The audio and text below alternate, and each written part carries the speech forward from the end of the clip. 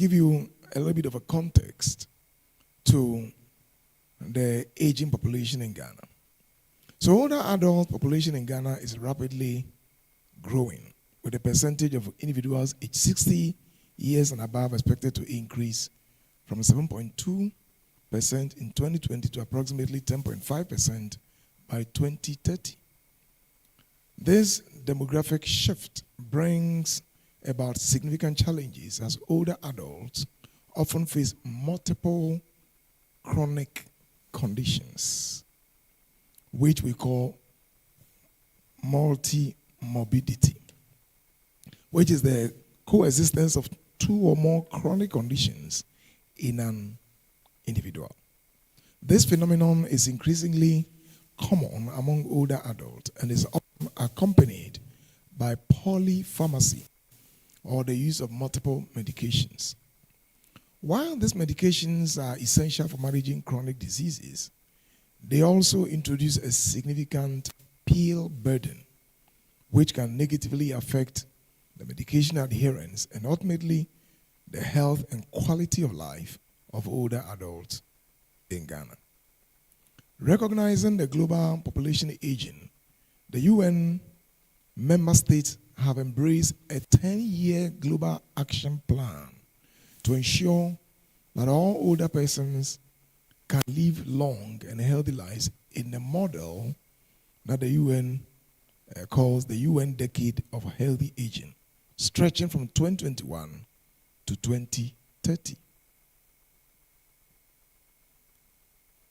Member states consequently resolved to implement collaborative actions to improve the lives of older people, their families, and the communities in which they live. Ladies and gentlemen, older people are more vulnerable to medical challenges, and they have a higher prevalence of chronic conditions and disabilities compared with younger individuals, and this should not be lost on us at all.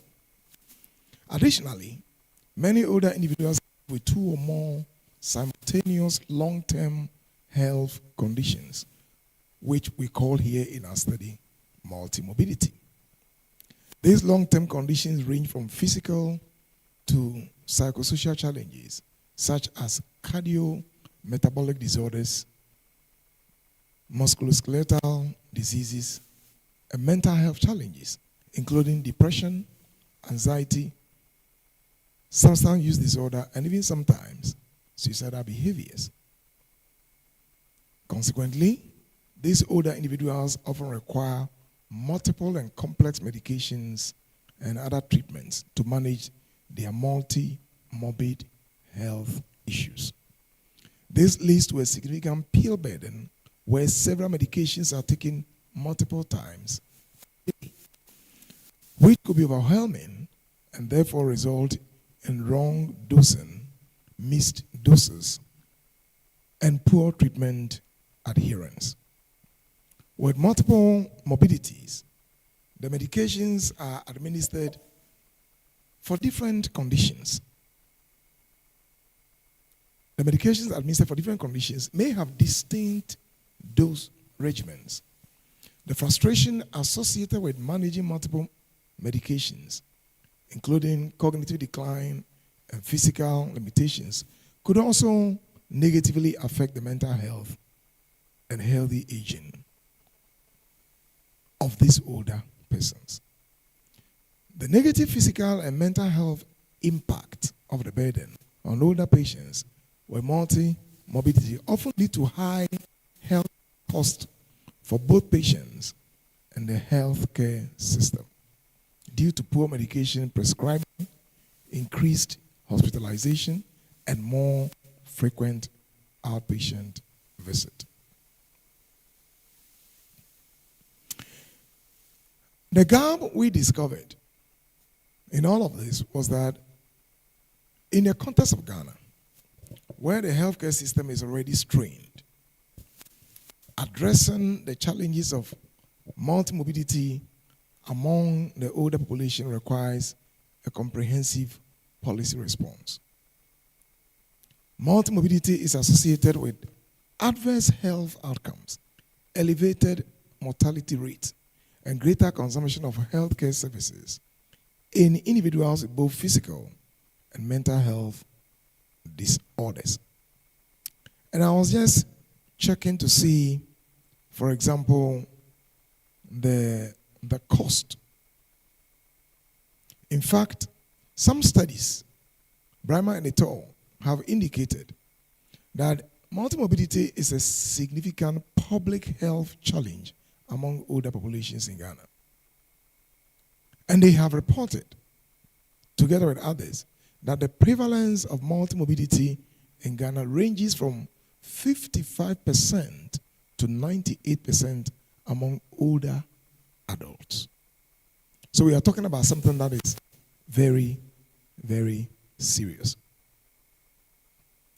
The correlation between having many chronic disorders and the quality of life linked to health in patients receiving primary care highlights the importance of considering the importance of long-term illnesses on total physical and mental well-being. Multimorbidity usually leads to pill burden and can have significant impact on the other variables we indicated, and ultimately poor health outcomes. We think that if we address these critical gaps in health policy development in Ghana, valuable for the country's healthy aging agenda by strengthening measurement and data on older persons for monitoring and evaluating public health programs, policies, and interventions. In line with the University of Ghana's mission to contribute to national and global development through cutting-edge research and high-quality teaching and learning, this study will provide empirical evidence to improve the understanding and management of multimorbidity's impact on older adult physical and mental health. So as our objectives, we are hoping to estimate the burden of multimorbidity among the elderly population. We are also hoping to explore and assess the bidirectional relationship between morbid physical and psychological burden among the elderly. We are also hoping to explore and assess the relationship between multimorbidity, pill burden, and other mental health issues. For example, depression, anxiety, suicidal behavior, etc.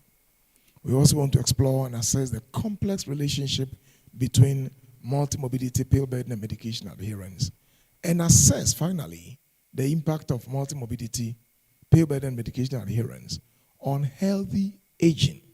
And here, we want to measure, for example, the quality of life, successful aging, positive aging, and others. We are hoping that this study, we have not hoped, we have rather proposed that it will be a qualitative and quantitative study, so it will be a mixed method approach based first in Accra. We're going to be collecting data from both residential homes and communities, older persons 60 years and above, the target population.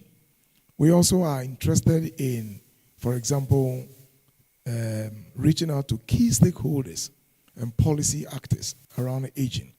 And these will include, for example, primary caregivers, Ministry of Health, Ministry of Gender, Children and Social Protection, Mental Health Authority, Health Insurance, heads of religious institutions, and some pensioners associations. And so today we have invited the Association for, is it Ghana Police Pensioners Association or the Association of Ghana Police Pensioners? Which is the name? National Association of Retired Police Officers. They are over 10,000. So we invited their leaders to be part of what we are going to be doing. We are hoping that when the findings of this study come out, it will have far-reaching implications. One of them will be to strengthen a healthcare system that can provide comprehensive integrated care for older adults and complex health needs. We're also hoping that it will facilitate the implementation and educational programs that will improve older adult understanding of their conditions and the importance of medication adherence. We are also hoping that it will trigger discussions on a need to provide financial and social support to older adults with multiple conditions to access healthcare services and medication. If you look at how much government is paying through the LEAP, it's very funny.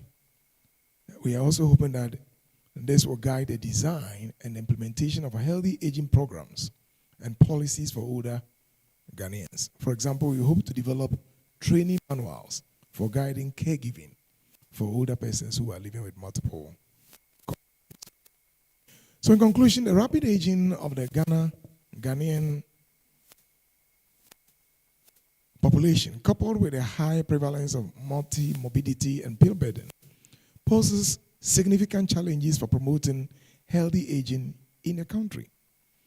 And that if we understand the perceptions and experience of older Ghanaians and key stakeholders regarding these issues, then we are able to develop targeted interventions and policies that address these unique needs. By addressing the barriers to medication adherence and supporting the overall well-being of older adults, we hope that Ghana can work towards create a more inclusive and age-friendly society that enables its citizens to age healthily and with dignity. And so on that note, you are welcome to partner with us and to patronize our journal, because when we come out with the findings, our journal, African Journal of Aging Studies, we'll be showing a picture of that.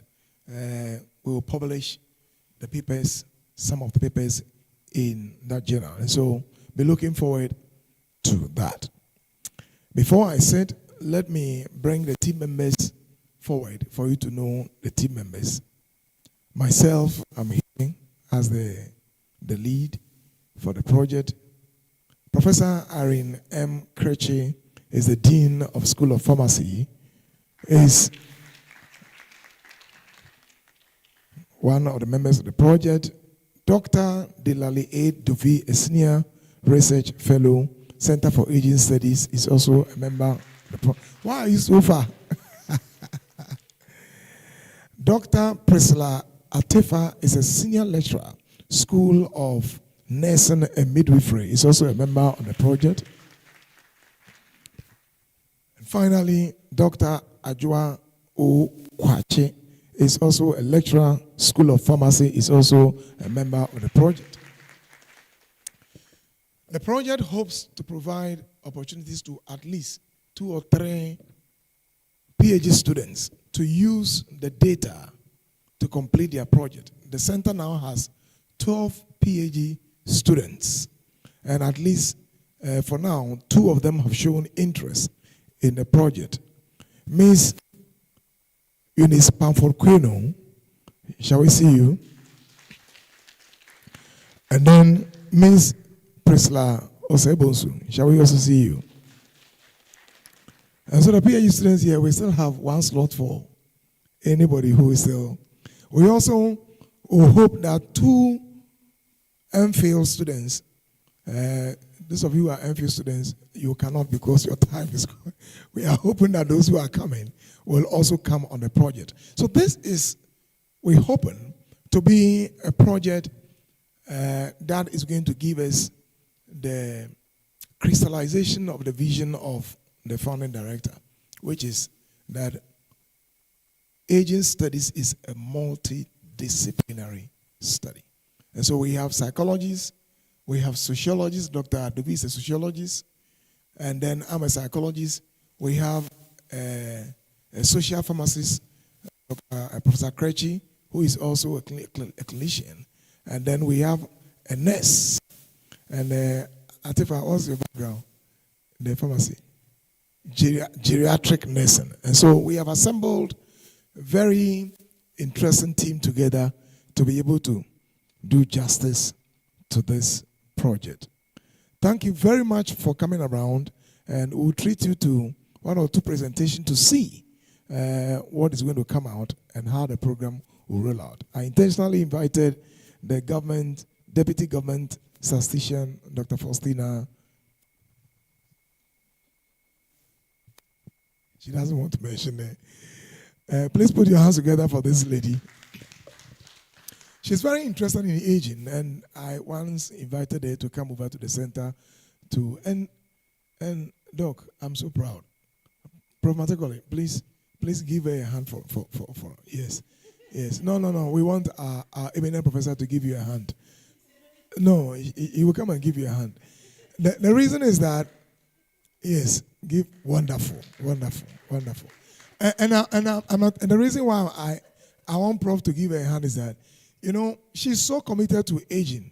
Yes, very committed. And she tells me that, Professor Osafo, we will help the center so that we can work together. Because when the statistical service gets the data on aging, the question is, who do you think should be the best people to work on that data? You tell me, who? It should be the center. It should be the center. And this is one of the things that the founding director is very keen on. And so when she drove to the place, I was very proud of that. And today I asked her, could you just pass by? He said, I'll pass by. Shall we give her a hand? That's wonderful. So thank you very much. And Madam MC, over to you to continue. Thank you very much, Prof. Please, let's give a round of applause to Reverend Professor Joseph Osafo. He combines church, directorship, psychology. He does it all. Please, another round of applause for our director. He said a lot. Doctor, okay, you will come there. Please, I'll move on to our next presentation, which will be done by Dr. Adwoa Oforiwaa Kwakuye, a lecturer at the School of Pharmacy. She's given us a presentation on multimorbidity and health-related quality of life in older adults. Please pay attention, and then we can ask questions after. Let's give her a round of applause as she comes. Thank you.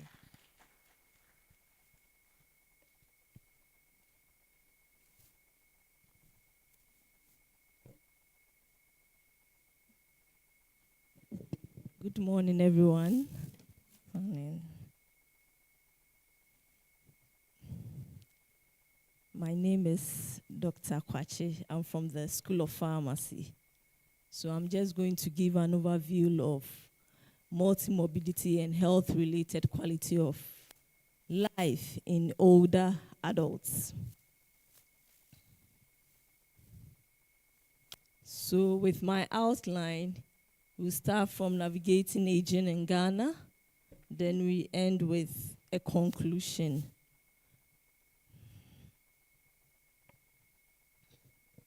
So aging in Ghana, Prof. Osafo has already spoken about the statistics, but as people age, their chronic conditions begin to multiply.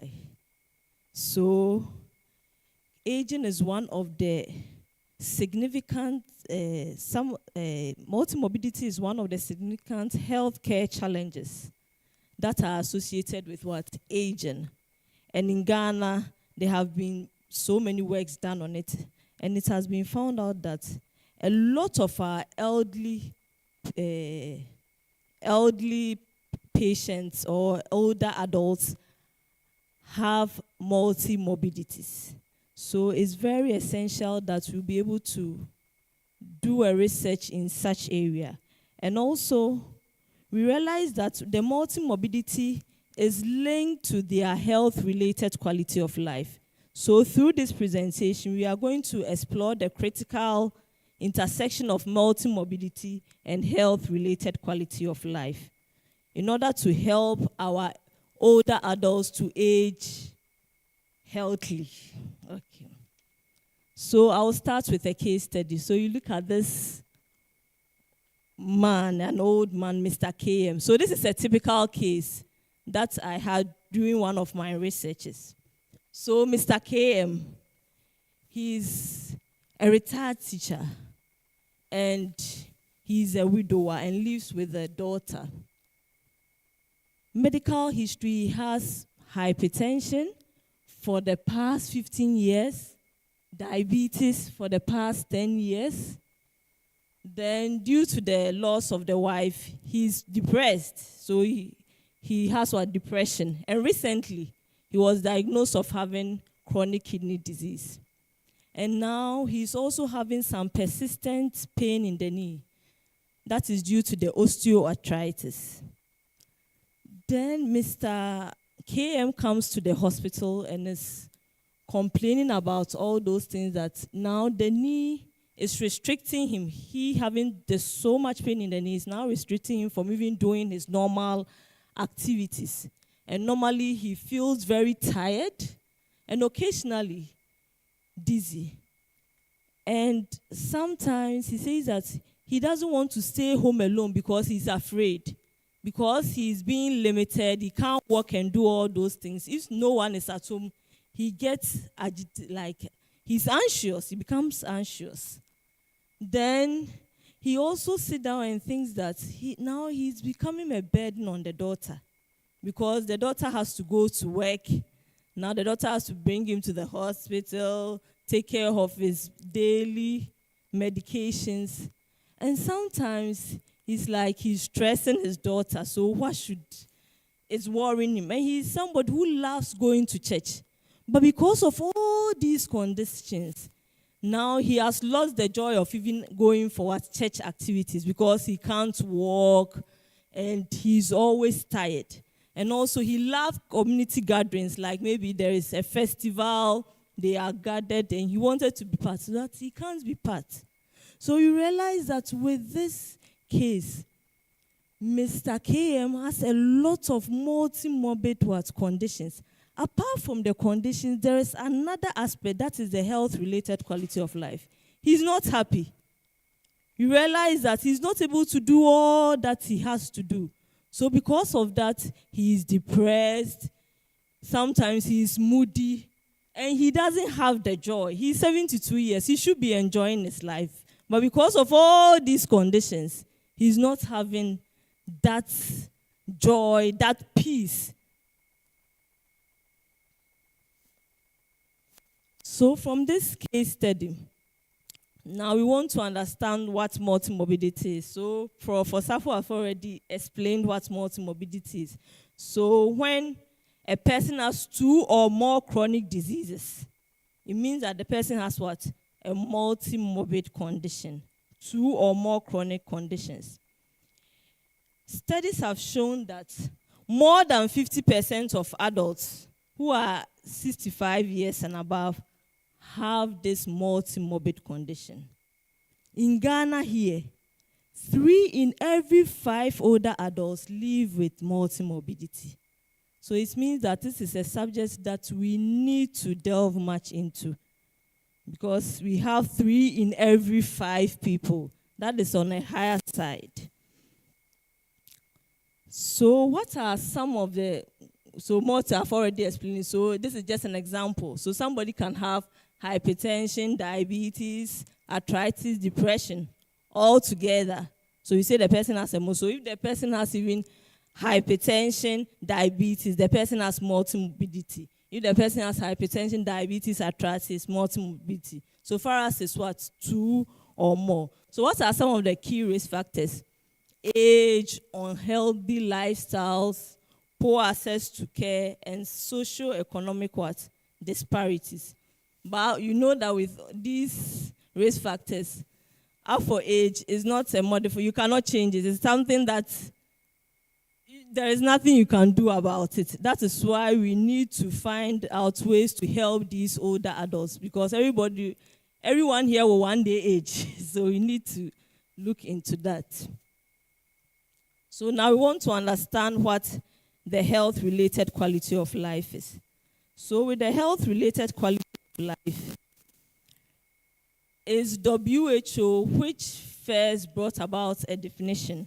It's not here. It talked about the physical, mental, and social well-being of an individual. I looked at the history briefly, and it's in history, it started from the 1940s to 1960s. They realized that there should be a shift from just living long, but living well. So based on that, the WHO brought that definition of having a complete physical, mental, and social well-being. As the years were going by, around the 1980s, then researchers decided that they have to create some tools to help measure this health-related quality of life.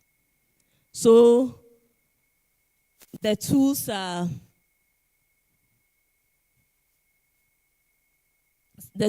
what I've made. So they have the SF36, so it's about short form health survey. 36, 12, EQ. These are some of the tools that they found out. And with the tools, you realize that all of them contain this core domain, that is the physical, the mental, and the social, all these tools. So when they created those tools, a lot of countries have adapted those tools to improve the health outcome of older adults. So for us as Ghanaians, this is it's a vital guide, the health-related quality of life. It's a vital guide that's for clinical care, and it should be able to inform policy making. And it's crucial to measure the effectiveness of health interventions. Mostly health interventions, we will do maybe the lab, we will find out maybe the blood glucose is low, the blood pressure is okay. But we don't really look at the health-related quality of life, because that is what makes the person feel satisfied in life. So we need to critically look at that area. It's not about just living for long, but living well. Okay. So what is the critical link between multimorbidity and health-related quality of life? A lot of studies have shown that as the number of your chronic diseases increase, the health-related quality of life tends to decline significantly.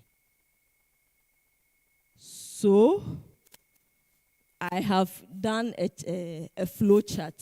So we are going to use Mr. KM as an example. Mr. KM, from the case study, he had diabetes, hypertension, arthritis, depression, and that is it's a disease burden on him. A lot of conditions. And based on that, he's taking medications for all those conditions. So that is when the pill burden and the polypharmacy comes into play. So he's having He's having all the pain. He's even tired taking all the drugs. And also the side effects of the medications are also affecting him, apart from the conditions that he's suffering. So when this thing happened to Mr. KM, now he's not able to do his normal physical activities. There are so many limitations. So from the story, we realize that he says now he cannot go to gatherings again, church places, and all those things that he used to go. Now he's limited. The condition is limiting him, and also the side effects of the medications too are also causing some limitations to him. So if Mr. KM is facing all these issues, naturally it will affect his psychological health. So you realize that the picture there, he's crying. He's not happy. And that is when he becomes depressed, becomes anxious, and all those things. So this shows that there is a direct link between multimorbidity and health-related quality of life. And another study in Ghana has shown that older adults with 3 or more chronic conditions specifically report significantly worse outcomes in mobility, self-care, pain, and discomfort. So this is a key area that we need to look at, because it's something that is affecting our country greatly. So what is the Ghana's unique landscape? Though we have the healthcare as the NHIS and the rest, and I know that for the NHIS, the elderly, they are not supposed to pay at certain age, above certain age, but still, you realize that some of the medications they have to pay out of pocket. So we need to look at how we can help these older adults, because now they are retired. What can we do to help them in order for them to be able to have a a quality of life. Then the next point is pill burden. So from Mr. KM's story, he's now on so many medications. And from the story, realized that he was given some antidepressants, but that one, he wasn't adherent to it. I wrote not adherent to the antidepressant because he thinks that he has so many medications. What do I need this medication for? So what happens is that when the patient has so many pills to take in, the person will start not taking all the medications, and at the end of the day, the multimorbid condition will worsen, and the quality of life will also worsen. So we need to look at that area. Then another thing is our health-seeking behaviors. And we realize that there are so many works that have been done. The work that the person did for what prayer camps and the rest, ISSER et al. On prayer camps and the rest. So what can we do so that people don't delay in seeking health? Because sometimes some people stay at home, they will do all the other things. By the time that they come to the hospital, it is too late. So what can we do to help people to seek care at the appropriate place, not to wait and delay and everything becomes. Then the fourth point is social support. Now society have changed. I remember when we were young, in the olden days, we used to live in a compound house. Your auntie, your uncle, everyone is there, grandma, granddad, everyone is at home. Now we've shifted from that system, the extended family system, to the nuclear family system. So now with the elderly, we are not able to give them the support or help that they need. So if it was in the olden days that everybody was at home, definitely, when your parents leave you at home, there is an aunt, an uncle, or somebody to take care of. But nowadays, we don't have that. So what can we do to support our elderly patients? What can we do to support them now that there is no one there and all? And you realize that from the case, Mr. KM also felt that he has become a burden on the daughter. Then the next one is gender disparities. I just put only one case there, one research. And that research, they found out that Ghanaian women generally live longer. And as they live longer, they exhibit higher rates of multimorbidity. So, and we know that it's not just about living long. It's about having a quality of life. So what can we do to help? It's not only the women, but also the men. This is just a study. It doesn't mean that everybody, there are men who also grow to become 104 and the rest. It's just a study. So that is from the study. So what can we do that when people age and they have these multimorbid conditions, they can get to a good quality of life? So now we want to explore. So what can we do to address these issues? What are some of the things? So the first thing is that there should be a policy shift from single disease to person-centered care models. So mostly realize that we have to move from just concentrating on the disease, but concentrate on the person, the individual as a whole. So with Mr. KM's story, Mr. KM, who has all these conditions, there should be something, a care for him, centered for Mr. KM. It's not that, for example, Mr. KM will go to the hypertensive clinic here, then move to diabetic clinic here, then move to where they will check for osteoarthritis care. Then it is not a person-centered care. It is based on the individual diseases. So we need to look at that so that when people come to the hospital, they have that holistic care. They have everything there to help them. Then we should also look at medication optimization.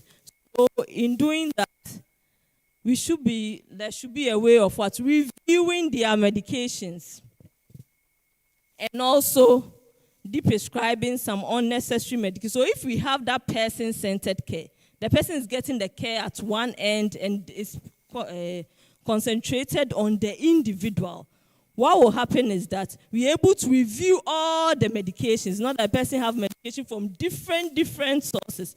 And sometimes when the medications they are able to review everything, they might see that we can even take some out than the person being on all these things. And when we do that, it will also help with what?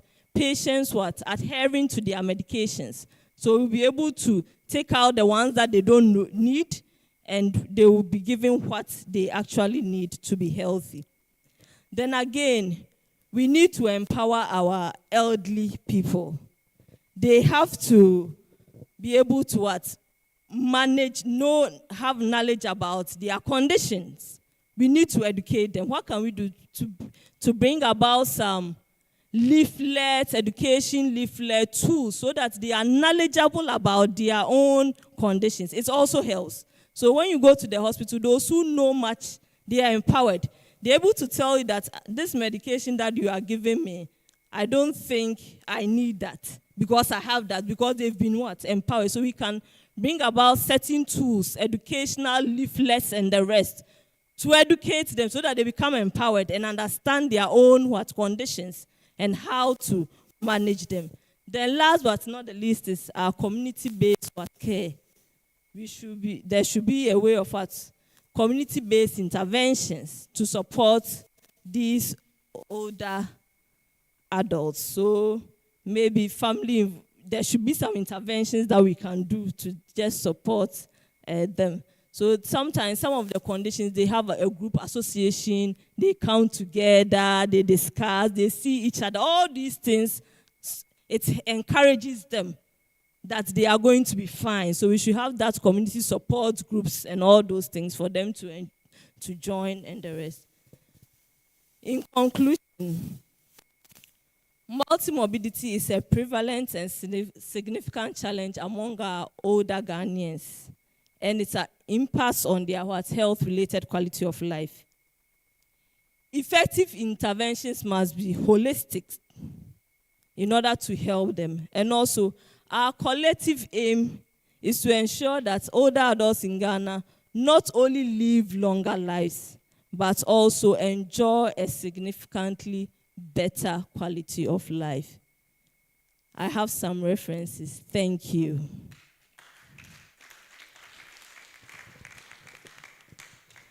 Thank you very much, Dr. Kwakuye. Our audience, any questions so she can address them from the presentation? Anything that you are not clear on? Okay.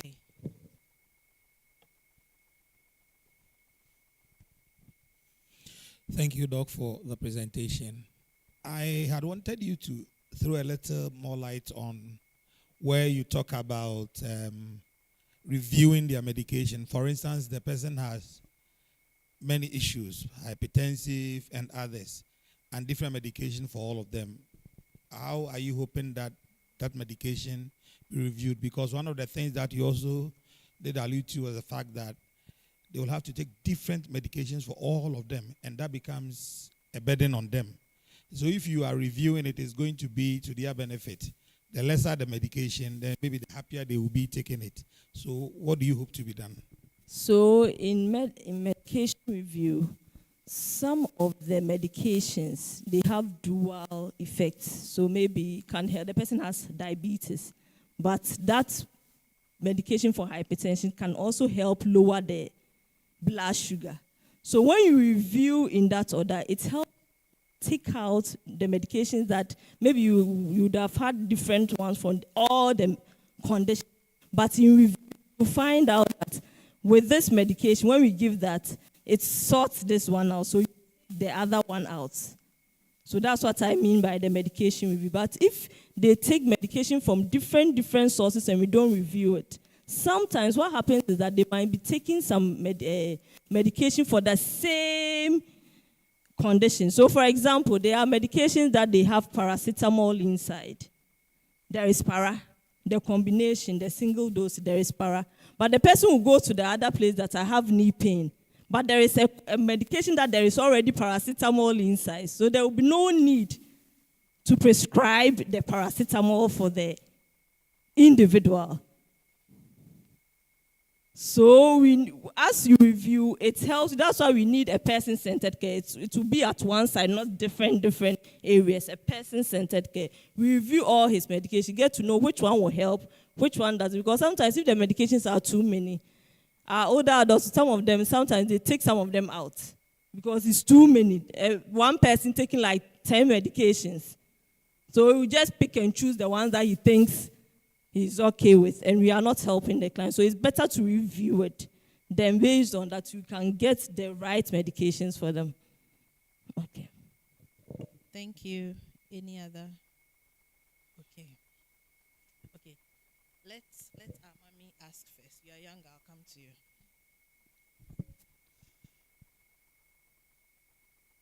Very enlightening presentation. Thank you very much.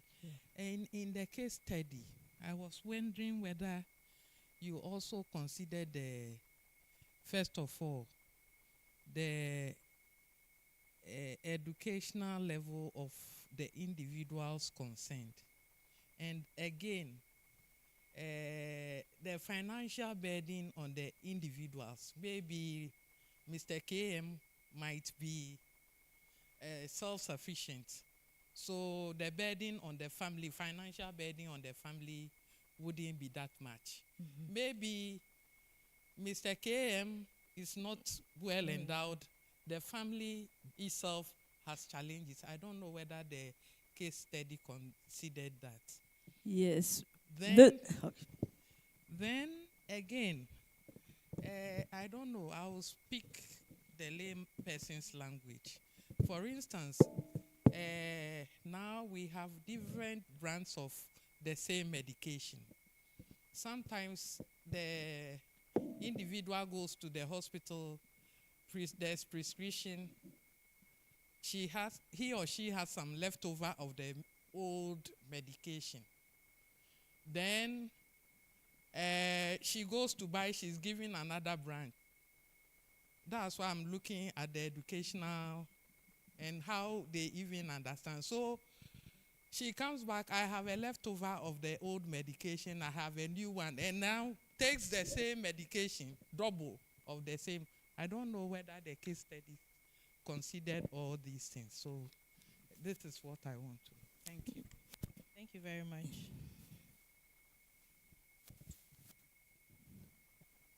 Okay, so let me start from the last one that you talked about, the different medications.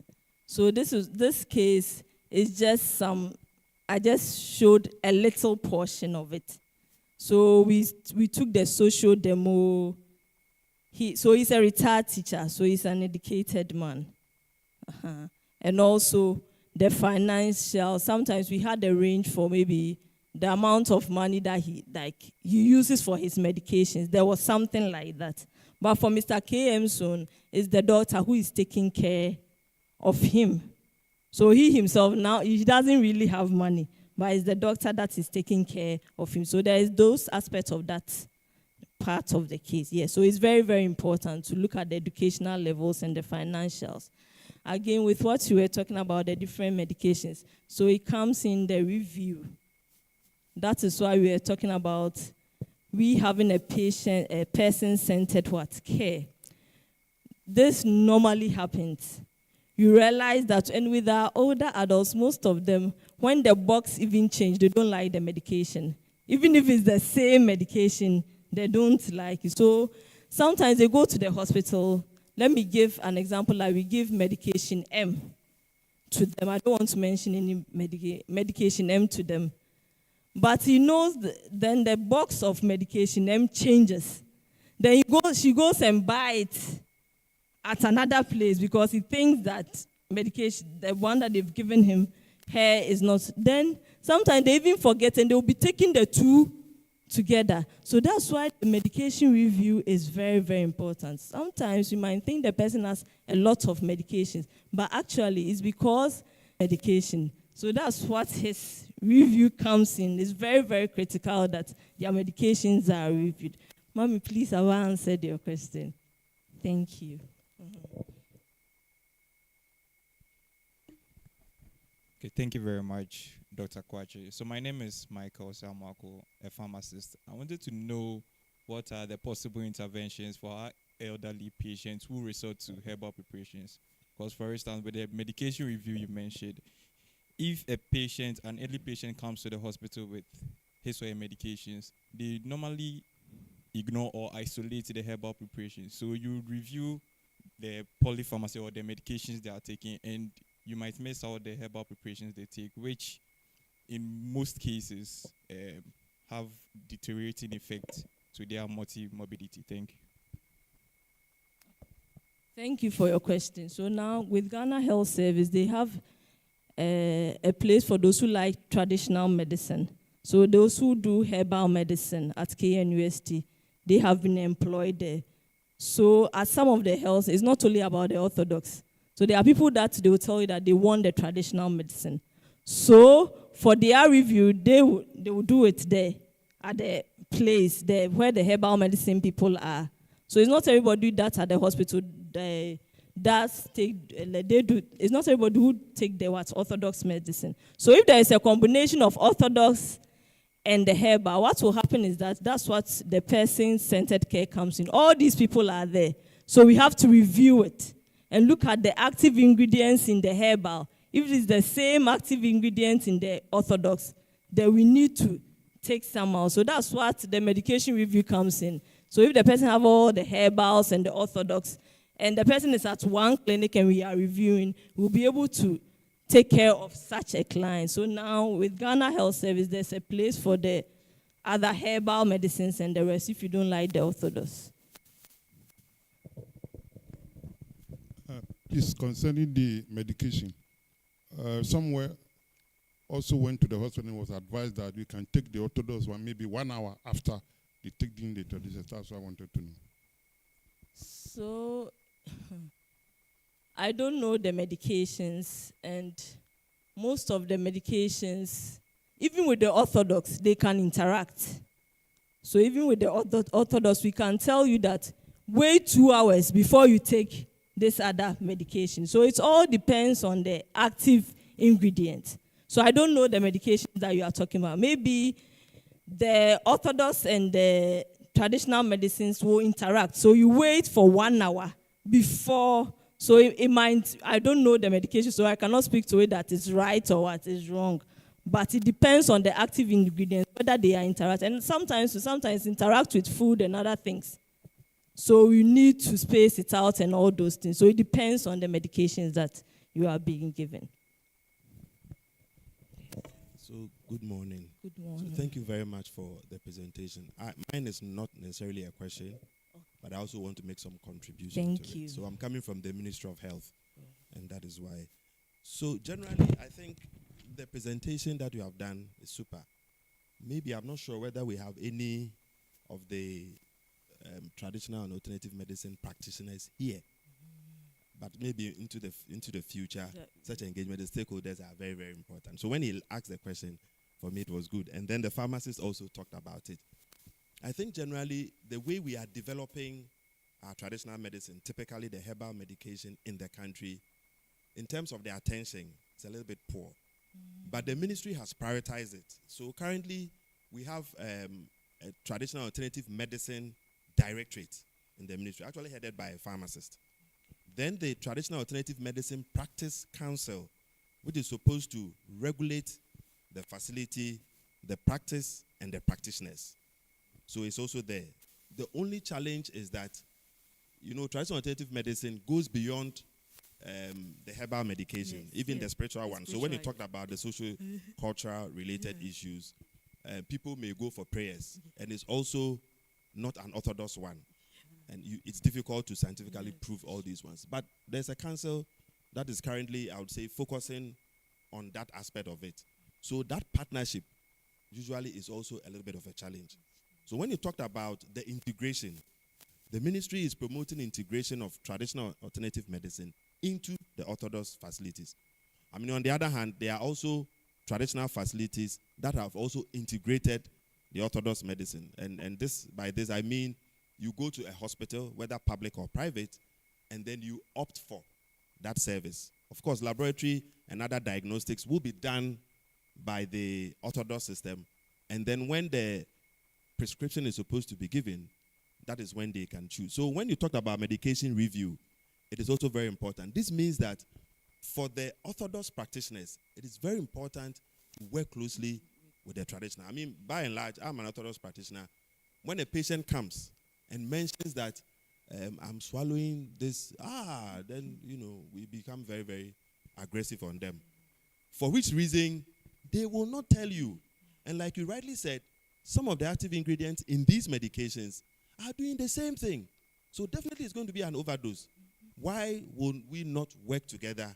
Because what I know, my father is passed and he was elderly. And I know that each one of us here, when we are blessed, we will become elderly.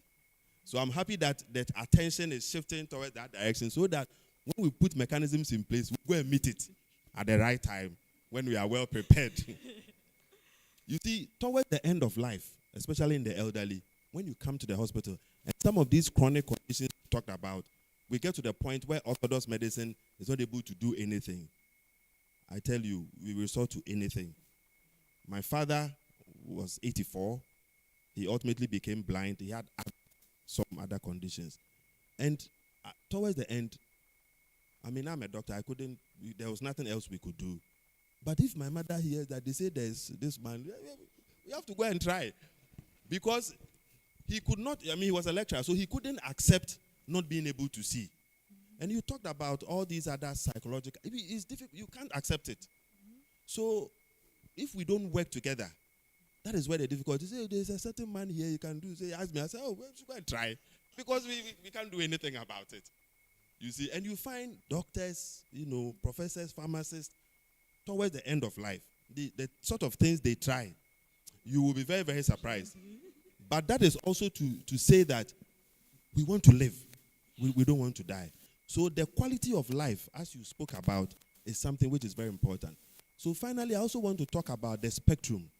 We have the life course, and elderly people have different conditions outside of diseases. Because no matter what, as you rightly said, these are non-modifiable. And we are all here, we will grow. So we will meet it. But the thing is that the universal health coverage is proposing, a number of things. The first one is about promotion of health. So as young as we are here, together with our colleagues or seniors who are also here, they still have, many more years ahead of them. We need to promote health. And by this, our colleague was asking some question, and I think that this is the time we should continue to promote health, so that some of those comorbid conditions, people are old and they do not have some of these things. So we need to promote. Second is about health prevention. There are a lot of things in terms of screening and early detection and all this, so that some of those conditions, we may do things to prevent them. Then finally, at already the elderly age, we cannot go back, but we need to manage them. So currently, we talk about curative care. So this is the point where the medications and all these things come on board. And like you said, the bill burden, you can't, you'll be swallowing. And I used to run the hypertension diabetes clinic, and I give so many medications to my patients. But again, you talked about reviewing the medication. It's not just about the symptoms, because we are seeing the human being. It's holistic. And some of these things do complement, each other. Then we come to rehabilitation, and then ultimately palliation. But Ghana also teased out two areas which are very critical. One of them is related to emergency, because elderly persons from time to time may also run into one emergency situation or the other. For example, if an elderly person is involved in a road traffic accident, he or she must be managed in the same way, in addition to all the other multimorbid conditions that they have. And then finally, palliation. And the thing is, ultimately, when we grow old, one day you will pass on. But the quality of life towards dying is also important. And that is where the mental health challenges also come. The acceptance. I know my father could not accept it. It was one of the most difficult times, for him. So for me, learning from all these things means that Now, as we talk about, the elderly health or in terms of aging and geriatric health, this is the time that such engagements are very important, especially for we, the young people. Recall that it takes about 20, 30, 40 years to be exposed to some of these risk factors before they manifest. Now, the life expectancy has also improved, because in the past, maybe about 50, 60 years ago, it was just around 40. So you would die before these conditions begin to manifest. But now we are targeting 70, 80, and 90. So it means that these conditions, you are likely to meet them. But the difficulty is that even the unborn children now are exposed to all the risk factors because of physical inactivity, unhealthy diet, exposure to smoking, alcohol, and all that. So I think that, in fact, when I look at the audience, I was a little bit sad because I realized this is a very critical public education that, of course, it's a research dissemination, but it's something that a lot of us, within the population really, really need this. And I'm hoping that if this is recorded, we should be able to, the ministry, we can work together for this to be aired, and such engagements as far as public lectures, will continue to happen so that, we can also prepare ourselves better to that age where we are looking for. Thank you very much. Thank you very much, Doc. Yes, thank you very much, sir, for that. Just to let you know that we are currently on YouTube Live. So, and I'm glad that you indicated that you wanted this to be bigger than you expect.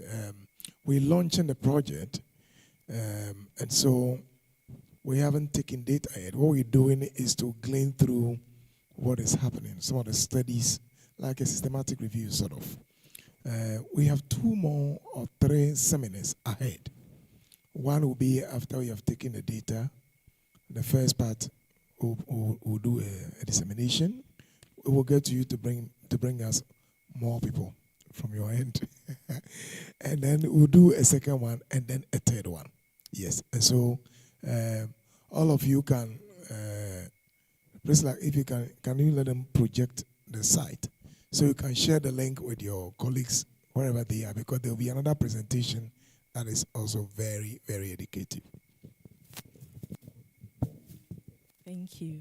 All right. Thank you very much, Dr. Kretchy. For lack of time, we might have to meet her during the refreshment. Yes, so Dr. Judith Osailabi will carry on with the next presentation. Thank you.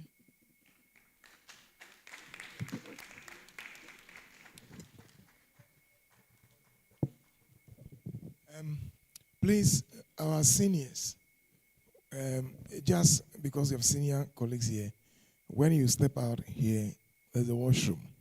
It's not good to sit down for too long a time. So can we be upstanding for a few minutes? Very important. Yes. And my trainer taught me a few lessons. So you just stretch to the side. You stretch to that side. Our older person, not too much. Stretch to that side. You stretch to that side. Again, stretch to this side. You stretch to that side. And you bend a little bit. And then up. A little bit, one more. And then up. Final one. And then up. All right. Please, you can have your seat.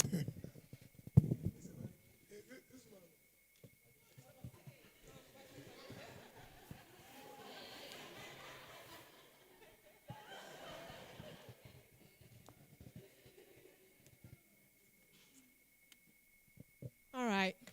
That was a nice breather. Good morning, everyone.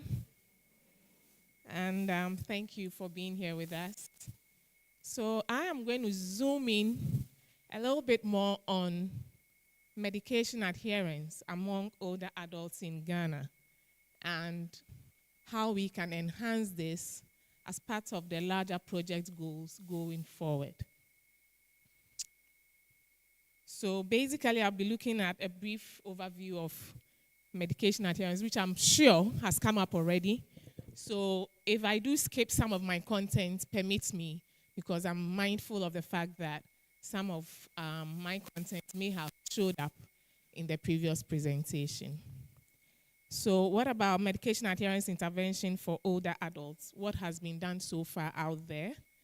And when it comes to Ghana, what do we know? And then some critical considerations for developing medication adherence interventions that hopefully will work for older adults in Ghana.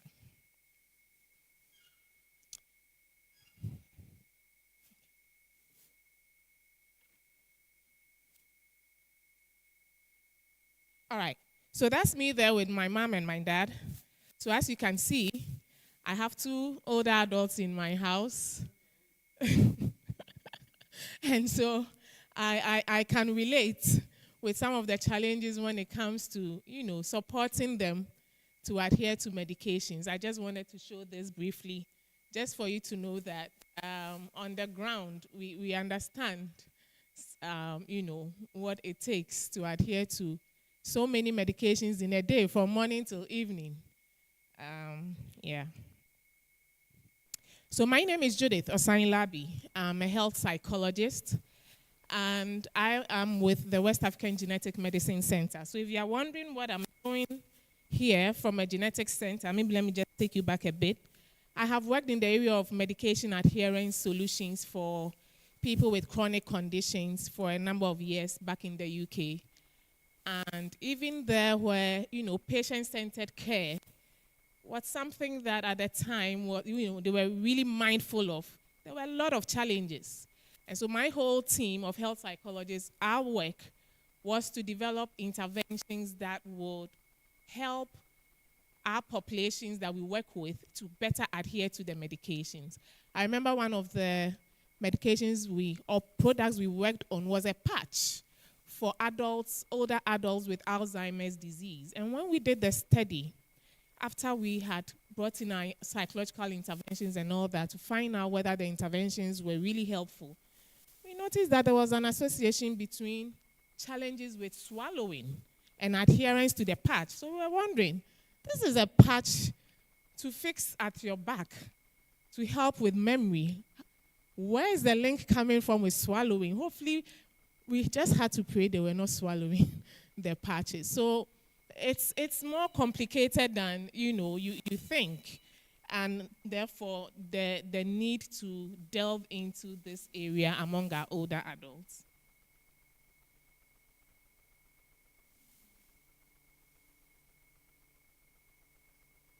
Is this going to move? Okay. So basically, as I'm sure we've already heard, we are talking about the extent to which patients take medications as prescribed by healthcare providers when we are talking about medication adherence. It has to do with, are you taking the right dosage? If you're supposed to take 10 milligram, are you taking that? The frequency, how often are you supposed to take it? Is it once a week, once a day, 3 times a day? Are you supposed to apply it in a particular way? Is it insulin you're supposed to inject and not, something you're supposed to swallow? Or something you're supposed to swallow and not something you're supposed to, on your back as a patch? There are so many values or benefits when it comes to medication adherence. We know of better treatment outcomes if you're able to adhere. And as we've already heard, increased quality of life. Patients also report increased satisfaction for those who are able to adhere to their medications. And then there's increase or decrease in loss to follow-up. So those who sometimes, let's say, measure out their medications, instead of, let's say, once a day, they take it once every other day. If you're supposed to see them in 30 days' time, you're going to see them in about 60 days' time, right? Because by the 30 days, no and sign, and they have more to go, right? And then there's decreased hospitalization and associated healthcare costs when our elderly adults are able to adhere to their medications. And generally, adhering to medications as much as possible, when you're also able to manage any associated side effects, adults report, being healthier than when they are not able to adhere. But we see that in those aged about 65 and above, A lot of them take a lot of medications, between, let's say, 5 to 9 different medications a day. Sometimes some even take more, 10 medications a day. And this causes a lot of burden on them. And, not to talk about forgetfulness, just the fact that you don't want to keep swallowing something that you know very well is not food, right? Of course, you can tune the mind from a psychological perspective to look at it in a different way. But typically, if you're supposed to swallow something that is neither food nor drink, or it's challenging.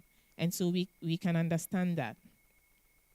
And then studies also suggest that among black older adults, adherence appears to be significantly lower. So what has been done? Am I going faster than I'm supposed to? Okay. So what has been done so far? I think we've heard a lot. Simplifying regimens, monitoring adherence. In some clinics, when you go, they do pill counts. You actually bring your pills out, and then, or sometimes the bottles that the pills are in, if you take each one, it gives a record of it. So these are ways of monitoring whether or not adherence is taking place. And then there are reminders to also address issues of forgetfulness. You can have the pill boxes that helps you to organize them. You can have reminders on your phone. Your children can remind you, whoever you are living with. And that brings us to the family and caregiver involvement. And then there's also educating on medication adherence. Sometimes we struggle to see the value of taking so many medications. So educating on the value of it also helps to improve adherence. Then telepharmacy. Sometimes you can have some pharmacies having some systems where they can call to help you to refill your medications, remind you to take them on time, and other digital solutions where maybe you can have an app that helps you, reminds you to take your medications on time. Face-to-face counseling, there's also evidence that that also helps to improve adherence. And then there are system interventions where in some countries, maybe cost of medications may be reduced. They will ensure that you have easy access. So, for example, you can have door-to-door delivery of your medications every month if you're on routine medications. Some have also, from my experience with work I've done in the past, used combination of these methods to help promote adherence based on an individual's specific needs. So we begin by, asking a set of questions to know what you like, what you don't like, what you find easy, what you find difficult. Then we come up with a tailored solution to help meet your adherence needs.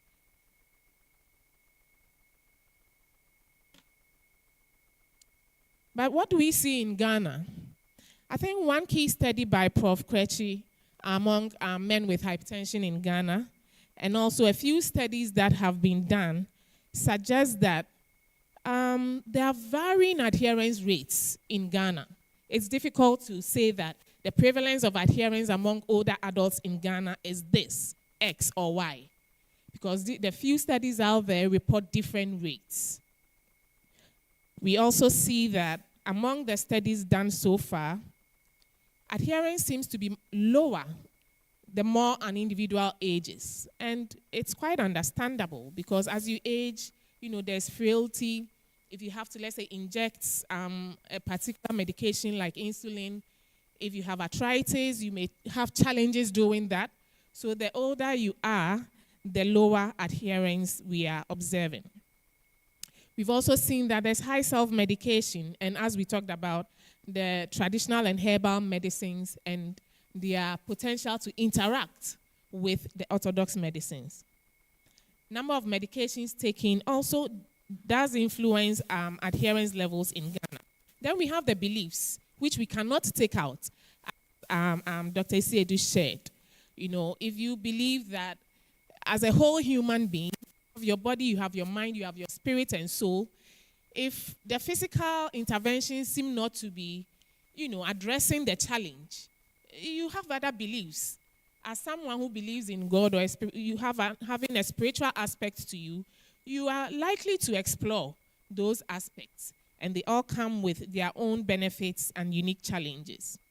Okay, so studies have also shown that beliefs about sexuality, especially in men, can hinder adherence, because if they believe that when you carry that action out, then you know that it's time to take your medication. So those if-then intentions. How can we include significant others in religion and society to support medication adherence in older adults? If there are doctors among us who are older adults, can we use their stories to help lay persons to better understand the value of medication adherence? Religious leaders, chiefs who are older adults, scholars, herbalists, or traditional medicine practitioners. All these figures, can we look for a way to include them in our intervention design as we launch this project? Community support engagement and then monitoring groups. It's interesting to note that still we have that compound system in living in Ghana a bit, but it's not as before, even when we, as young as I am, when we were growing. Okay, now a lot of adults, when they reach retirement stage, if they are not fortunate to have a child still at home, then they are alone. So you'll be managing alone. So if you don't feel like taking it because you are feeling down, or you actually have a mental challenge like depression, who is monitoring you? And loneliness, we know, is a big issue when we talk about older adults, feeling lonely and not having that support system around you. So how can we mimic that, years back, the community support we used to have? How can we mimic that in any interventions that we come up with? I've already said that as you age, your income is likely to reduce, and then that is where you also have multiple medications to purchase, increasing the cost burden on you. Is this the time to start thinking about a foundation that can help older adults in terms of purchasing their medications that will not become a burden for them? Then digital literacy, or illiteracy rather. So we are in a digital age where a lot of apps, even watches have a lot of apps on them that can help us to, monitor how well we are taking our medications, send us reminders when you wake up and all that. But how many or what percentage of our older adults can interact with these apps? It will be interesting to know what percentage of our older adults are digitally literate, okay? And if the percentage is significantly lower, which I suspect, then what is the value in having like a call center, a nationwide call center that is responsible for looking into this? Now, there's even more importance for provider-patient relationships, that we strengthen these relationships so that when you are in touch with your healthcare provider, they take the time to make sure you understand why you have been prescribed the medications you've prescribed. You go away satisfied with the interaction, and you go away motivated to take it. Can we use storytelling to convey messages better? Is that something we should look into so that our older adults can better understand the complications of not adhering and the benefits of adhering? And then advocacies for policies, or advocating for policies for seniors. I know elsewhere, if you reach a certain age, you can have free transportation wherever you go. Can we have some free transport vouchers for older adults to help them to attend their routine consultations or checkups where they get their medications reviewed? Is that something we could look into? Are there medications that could even become free on the NHIS? And finally, as we talk about integration, I think now is the time to really start to think about how can we integrate physical and mental health care for older adults.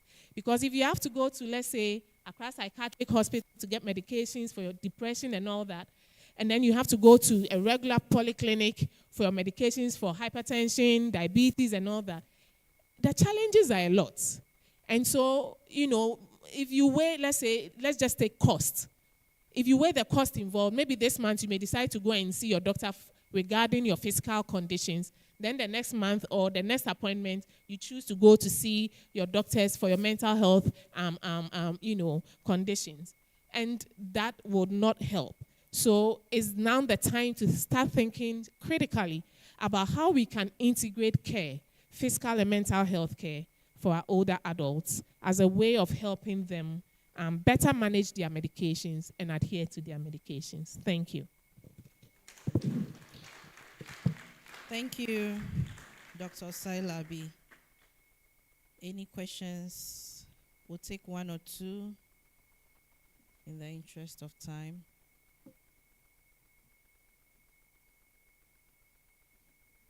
It's all clear, I guess. Okay, all right.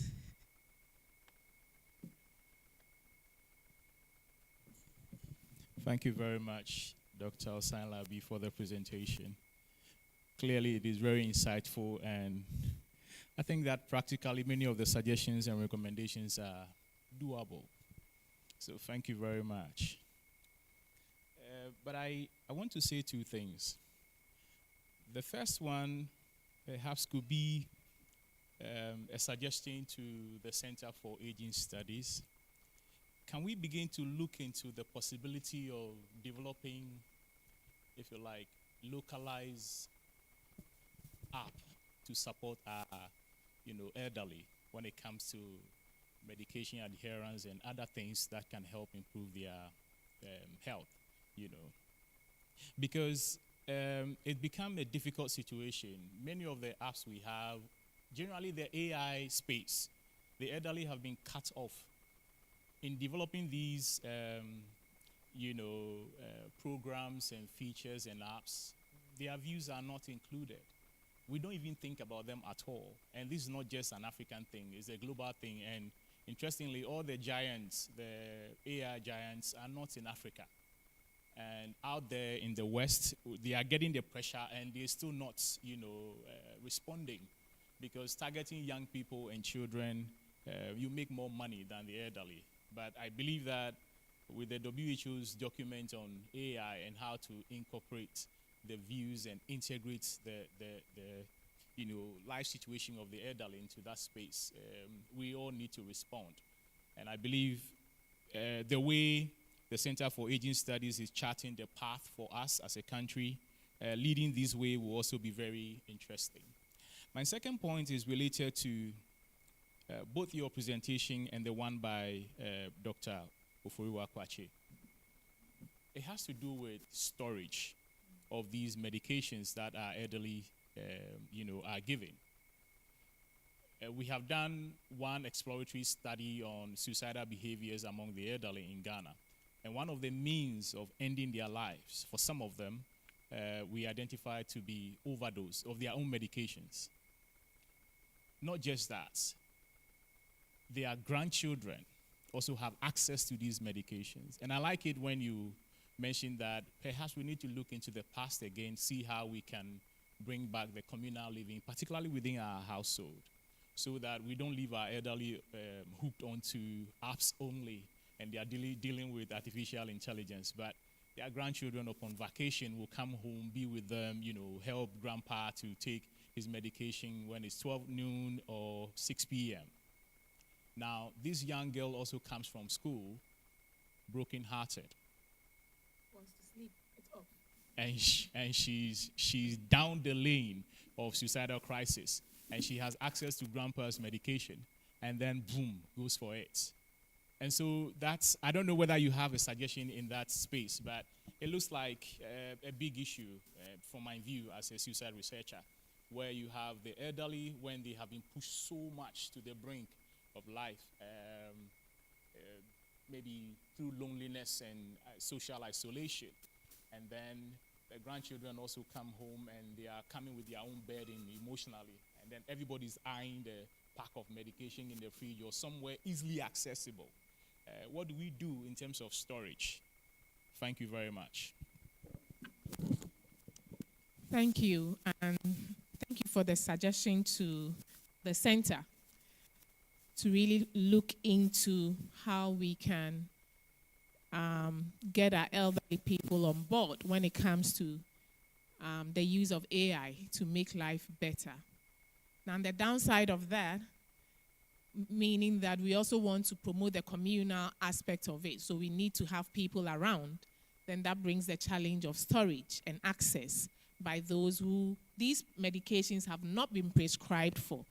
It's a really good point, and I must confess that it's something that we need to go back and think critically into, how the elderly can have access to their medications and take them appropriately, they themselves, and then how to prevent those around who have not been prescribed these medications from abusing these medications. So that's a really good thing that I believe Prof. Osafo here and the team will take away to really think into.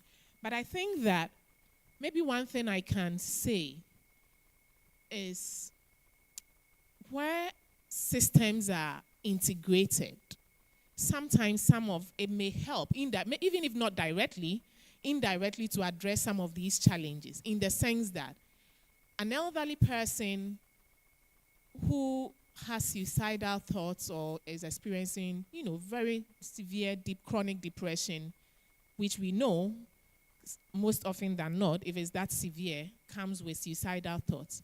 If they are being seen in an integrated facility by, providers that provide care as an integrated team, this is likely to be picked up, and that aspect of their care is likely to be addressed. We do not need to wait to get to a point where we clearly see that this elderly person is trying to harm themselves or, take their own lives before we rush them to a psychiatric hospital. It shouldn't have been so. So if the care to begin with at the primary level in your own polyclinic, if the care is integrated that much and you are being seen each time you present, not only by the medical officer, but also by a psychologist, or at least a mental health nurse who does a quick assessment. I have been talking about this routine. We do the physical vitals, right? Anytime you go to the hospital, even if you went yesterday and you came today, they'll do vitals again. Why don't we have routine mental vital check? To just check quickly, how is this person doing today? And how should we integrate their mental health care needs that we are picking up today into the routine or standard service we have, so that they do not have to go back and then experience something critical, like at the verge of suicide, before we rush them into a psychiatric hospital. So I think that directly we will have to go back and think through that question of how to, store these medicines in homes properly and come back with viable solutions. But then at this level, I think this is what I'll say, that we should really think about integrating our care. Thank you. Thank you.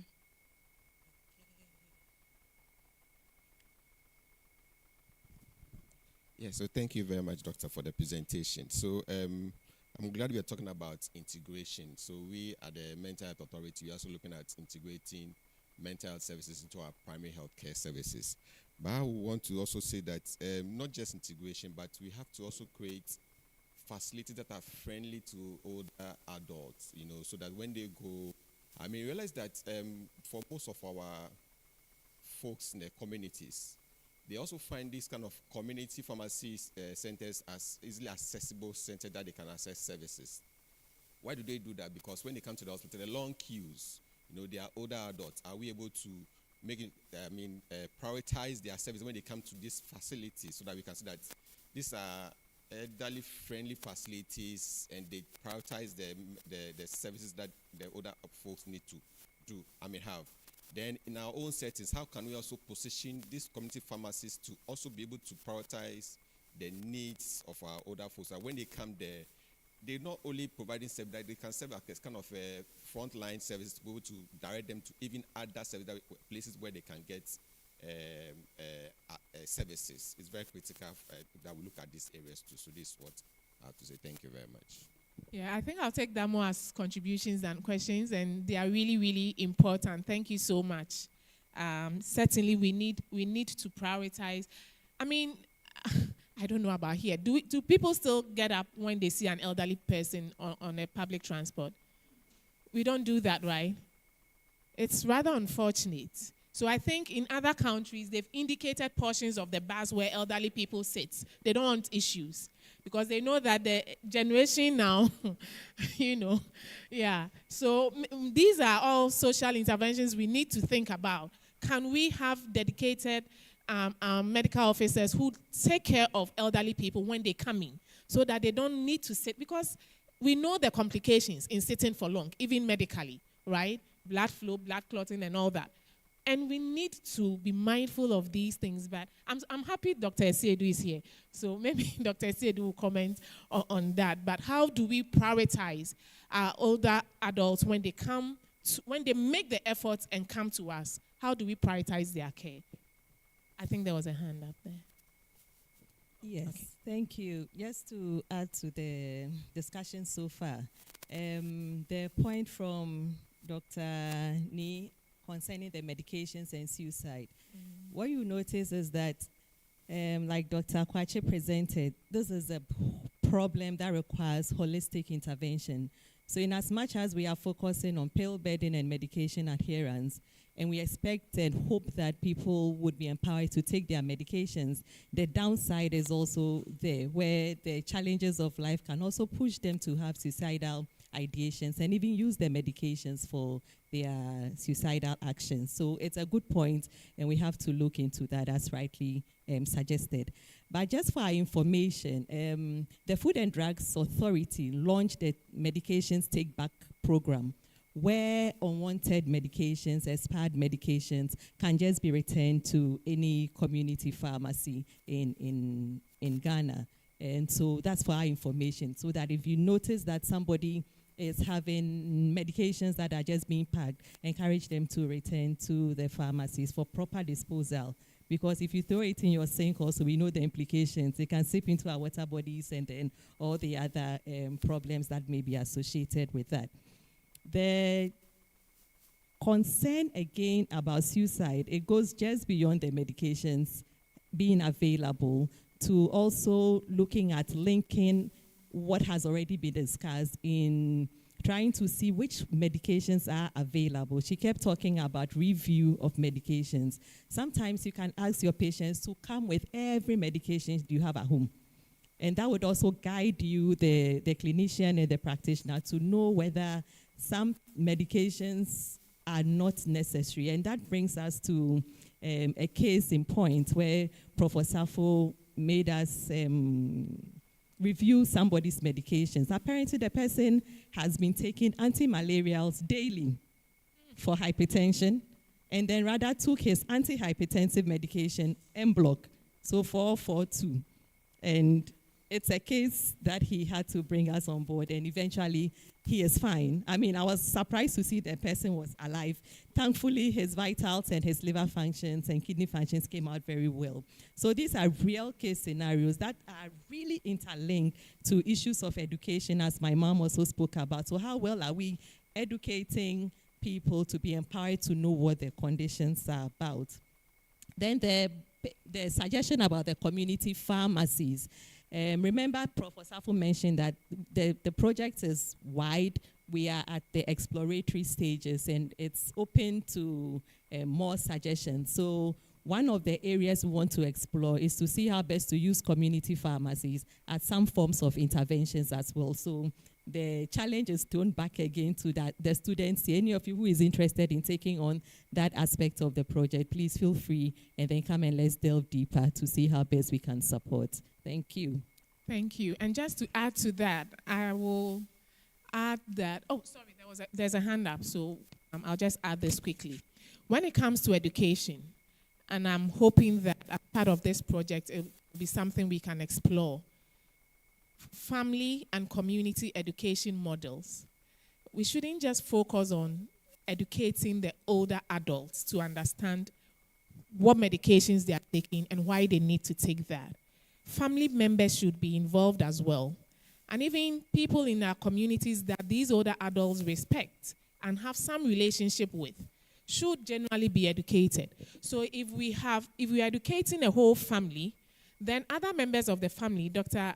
Niboy, I guess maybe back to your question of storage and who should have appropriate access to the medications. if all family members are well educated, other family members can also monitor to some extent. This medication is supposed to last for 28 days. Why? It's just, we replaced it first of the month or 31st of the month.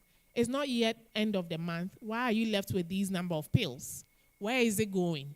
Did you take them accidentally, or is someone taking these medications in this house that we need to find out? So if we educate the whole family to be able to understand what medications can do if you have not been prescribed these medications but you are taking them, then they can also be, on their guard and help prevent some of these things. I think that is what I'll add to that comment. All right, we'll take our last question. Okay, thank you very much. So I just wanted to add to the recommendation about the integration into the healthcare system. I think that to some extent, we should also focus on the human resource as well. Because sometimes, not just about, we have these settings. So if you go to the polyclinics, you have mental health units and all within these polyclinics, just for us to attain the universal health coverage. But I think the other issue is the human resource. Sometimes the polyclinics they have a lot of patients coming in, so healthcare professionals see them, and then you see them quickly, and some of these things you are not able to pick. So like you're saying, spending time to ask questions, are you having any suicidal thoughts and all that? But because of the workload, or there are few people who are trained in that, then you don't get all the care that these older people need. So I think we should also look at the human resource, training and then retraining, because it's another thing for the health professional to also recognize that this particular patient has this. Because sometimes they may actually tell you, but then we take it lightly, or we may not even recognize that, oh, this is a symptom or a sign that the person is contemplating suicide. So I think we can also look at that aspect. Thank you. Yeah, thank you so much. And I used to like the times when you see the community health nurses going to people's homes to do some follow-ups. I don't know if that's still happening, but I think it is. Yep. That's amazing. And I'm hoping that maybe that's one channel we could also use to follow up on older adults and ensure that they are doing well on their medications and then reviewing these medications with them appropriately. So maybe we could do a bit of tax shifting where those in the facilities are overburdened. Is there a way let's say Ghana Health Service can help us to retrain some of the community mental health nurses or community health nurses who may have some flexibility or availability to carry out some of these tasks and reduce the burden on the providers within the facilities who are often overburdened? Thank you. Thank you very much. Okay. There will be, please get them. So I wanted to just say the comments are highly welcome. And I'm just taking notes. Professor Kwakuye, is very much interested in this because we're seeing that the probable end result of an older person who has so much medication and is very tired of taking them will ask himself a couple of questions. Number one, I'm old. So I'm not 60, I'm not 55, I'm not 70. Maybe I'm around 80, 85. Then I'm here. So, so the person could, for example, take an overdose. And indicators from the grapevine is beginning to show that some of the deaths we are recording among older persons in the rural areas could be coming from there. Those, for example, who are dying on the farm, is into cabbage production, tomato production. He has access to weedicide, pesticide. So, and then he does it at the farm. And then they will say, we found him unconscious. And you often hear that, oh, then the matter is swept under the carpet. So these are very interesting comments, very, very useful ones to really think through, especially in another area like there's a pharmacist, community pharmacists, for example, because older persons can self-medicate. They know that, oh, medunasa, but before I go and see the doctor, I haven't yet received the money to go and see the doctor, but I can just walk to a Jakuku traditional and then go and take some, waiting for the son or the daughter to remit him or her so he could go and check on what next. So I think these are very important points. We're taking them in very good faith. Our friend from Mental Health Authority, thank you very much. And Professor Nibo Kwashi is the president for Ghana Association for Suicide Prevention. Shall we give it up to them for attending? Yes. Okay, thank you very much. I think you've touched on a number of the issues. When you talked about the public transport, I think that culturally, the average Ghanaian has been very respectful, maybe except for some of the modern things that you were talking about, Because generally, if you go to any program and an elderly person, when we were growing up, nobody will tell you, you get up. Unfortunately, if you have a very good public transport, when we were children,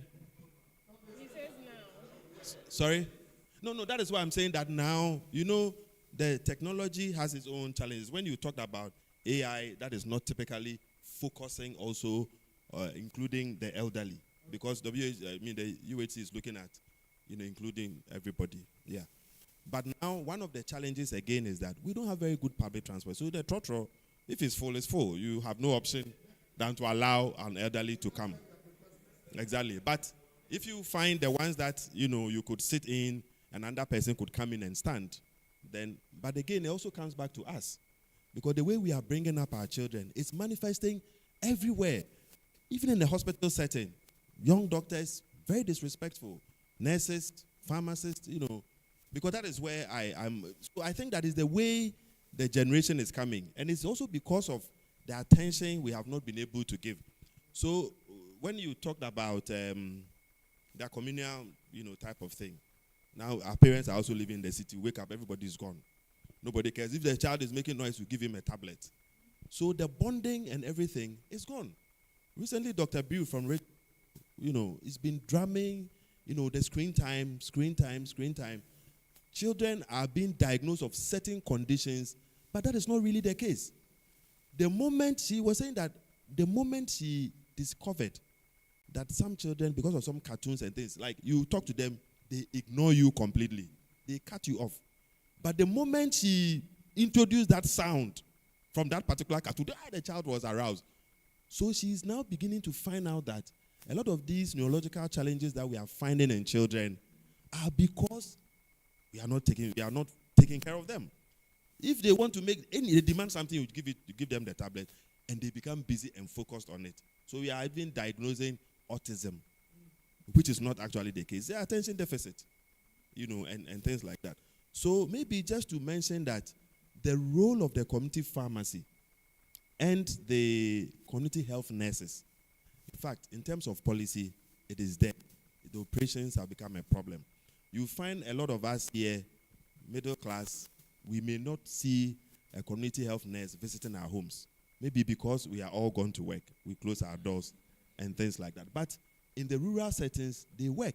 But one of the things that we need to add is about when they come home, what are the things they are supporting us to do? In the past, our interventions have been more maternal and child. But now we have a lot of elderly people at home. So when he comes, he sees a baby there, maybe they're weighing, and a mother, pregnant woman, and then forgets about the rest as far as the life course is concerned. And these are the elderly that when God blesses us, we will get there that we are ignoring. So I think that is one part which I'm also taking with me back to make sure that that aspect, theory is there, but practically, I think it's also a little bit relegated. Then the issues about when they come, at least, Mami, they can bring it. And then at the community pharmacy, if you forget, it's also about education. We could take it there. Say, I had a patient who had been swallowing suppository for more than 3 months. And she also, Dr. Bullet, so I was, so this issue about bring back all your medications, and then we, providing the service, taking time to check through and telling them, all those things, I think that is what makes us what we are supposed to do. If we say we are in a hurry, too many patients and things like that, then the complementary component is the community health nurses that will also do that part. But you are, I think Dr. Kwakuye also talked about when you age, you are tired, you are weak, you might not be able to carry these medications to the nearest pharmacy. Sometimes they told you, but you have forgotten. And the way we write it on it, you might not be able to interpret it.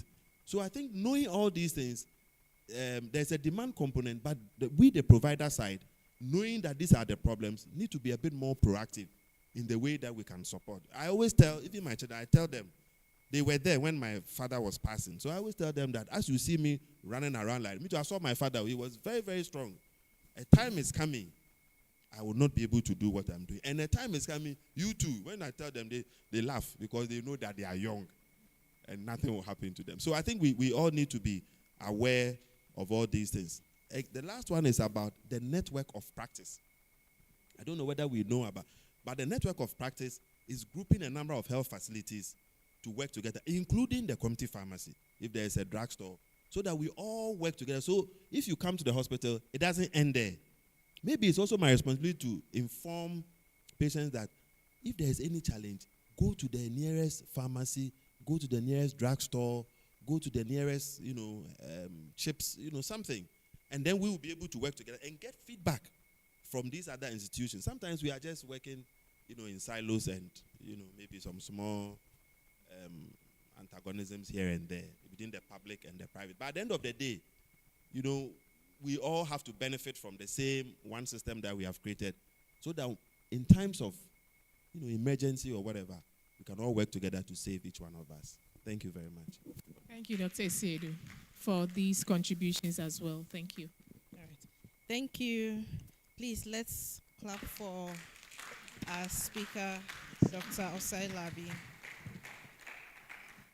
I was about to introduce our president for the Association for Suicide Prevention Ghana. That has been done. Thank you very much for coming, Prof. Emmanuel Neboy Kwashi. The head for Research Mental Health Authority, Mr. Samuel Kujo Hanu. Thank you very much for coming. At this juncture, I'll invite our PhD students, Priscilla and Eunice, to give us their reflections on the project so far. All right, thank you.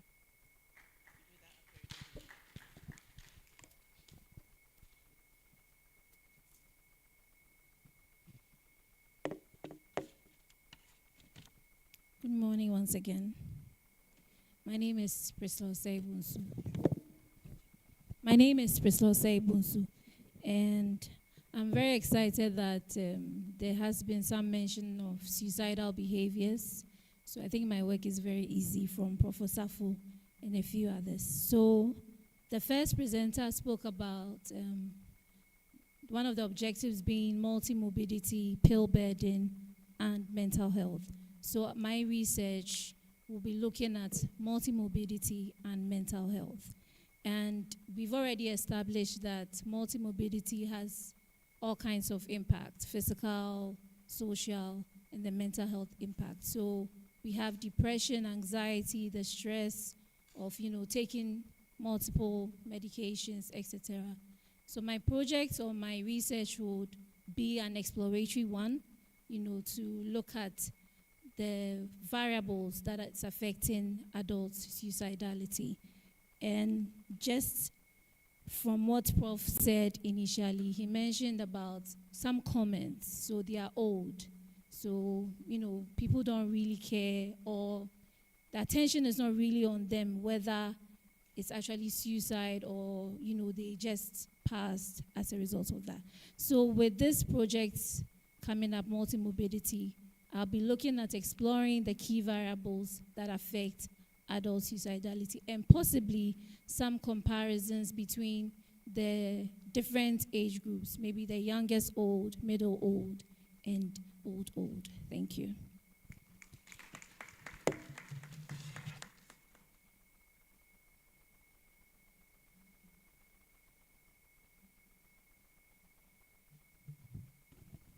Thank you very much. I think that we've all benefited from everything that has been said. So my name is Eunice Panford Kwenu. Yes. My research area, I would be looking at the role of caregivers, because when we're talking, we realized that everyone spoke about all of us coming together and on board. And what I've realized is that caregivers serve as a link between older adults and the healthcare system. And usually when older adults are burdened with multimorbidities, they struggle even with their daily activities. So that means that the caregivers would play a role in helping them manage their daily activity, manage their multimorbidities, manage the pills that they have, and even their medication adherence. So I'm looking at the role that they have to play, the experiences that caregivers have. I'll look at both the caregivers and also the older adults, their experiences, and how we can better help them to provide better support to these older adults. Thank you.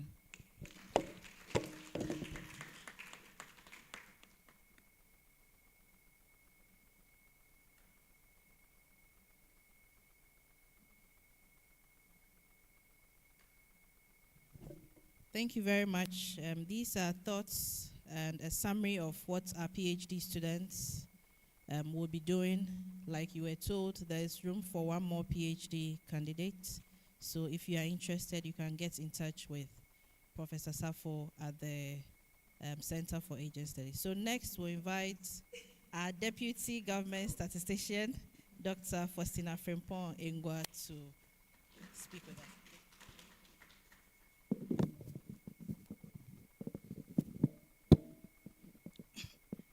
Good morning, and standing on existing protocol. So, Prof. Kolemante and all dignitaries for our retired association and for all persons gathered here, good morning.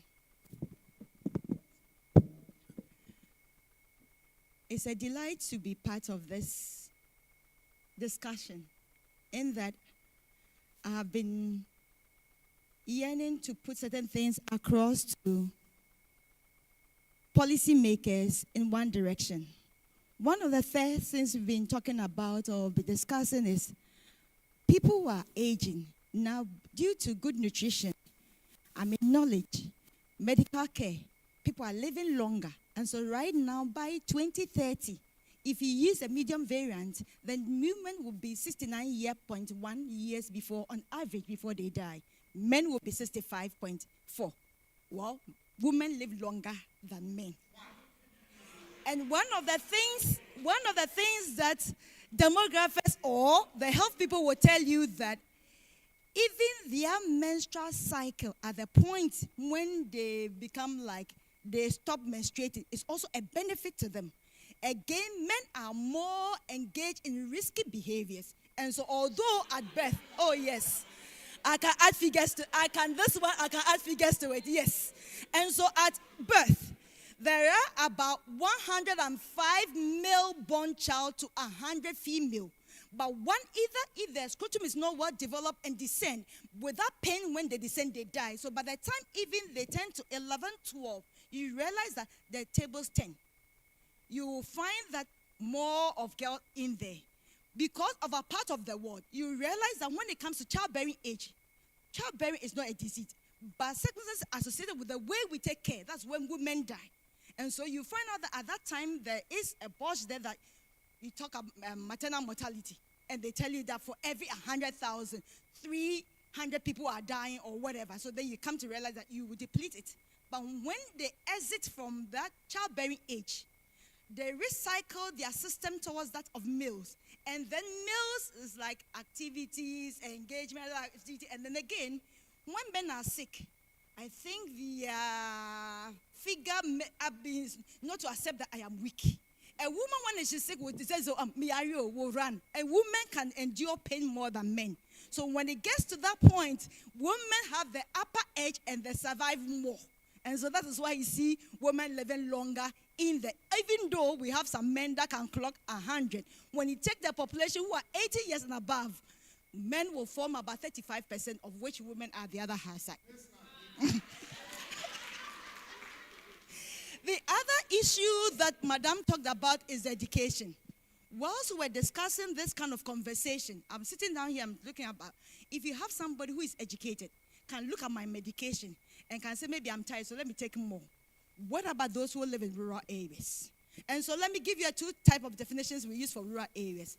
And so from 1960 to date, we usually use only the population threshold of 50 or 5,000 or more to declare an area as something like urban. During the 2021 population housing census, we redefined two. We keep that old system to ensure that we are able to compare to the previous years. And so for that, Ghana, we are, in 2021, we were 57.6. Now we are about 58.7 something in the urban areas. When you use the other definition I'm going to give to you, whereby apart from clocking the 55,000, 75% of those in that locality must be hooked to the national grid. 50% must have access to health facility. 50% must have access to education, and education, I mean basic, so up to JHS level. Now, between 2018 and 2021, they've changed the basic education to include even senior secondary. That makes it even worse. So you must have that. So for you to even qualify to be an urban area in that area, it means you have to, in addition to the area having a population of 5,000, you need all these. Now, during the 2021 population housing census, for those who are 6 years and older, they ask people, self-question, whereby they reported that, can you read and write in any language with simple understanding? And this is not only English, not French, our local languages and other things. Unfortunately, 7.9 million Ghanaians cannot read and write with basic understanding. Now, let's talk about population structure. So, the younger ones that are coming are educated. So, if you take the bulk of it, it will be those that are living longer. Because if my mother, who was born maybe 1945, never went to school, she's still alive. So, she's part of this group. Now, telling me that you've given this medication, even you that educated that we are sitting here, when they give you your drugs and you have 3 containers, sometimes you forget. You'll be there and they are calling you, and sometimes you have forgotten that it's your own cell phone that is ringing or an appointment you have given to somebody. Let alone somebody who is over 70 years and having to manage these other things. Again, another intriguing thing that is happening in our society now is that in times past, you find the extended family system. Now things are changing. Unfortunately, the West are now reverting to what we have ignored and we have picked yes. And so when you come and talk about those who are single-member households, in Ghana, if I use the national, 27.2% live alone, not only the elderly, right from the young people, they are on their own. Households that are between 2 and 4, over 50%. And so it's a few people who still have the elderly or the aging people with them. Again, because of engagement in economic activity, in those days, you will find that a grandmother is in the house. You did mention whether you have your aunties. We are all in that compound house. And so when one child gets up, oh, fancy mommy, to fadre mommy, to new mommy, stop it, beating people and then calling people do this. It gives the elderly that there are people around them. Unfortunately, modern day development. And so let me buy a house for my mother. So my mother, 2-bedroom house, she is there alone. It is not the house they are interested in. It is the human beings and the support and assistance that they require. And so, as long as we're thinking that, yes, we are becoming developed, there were certain positive things that we used to do in our society that we are relinquishing, which is not helping us. Every day somebody, oh, I have to attend to my business, my market, my whatever. And that's what doctor talked about.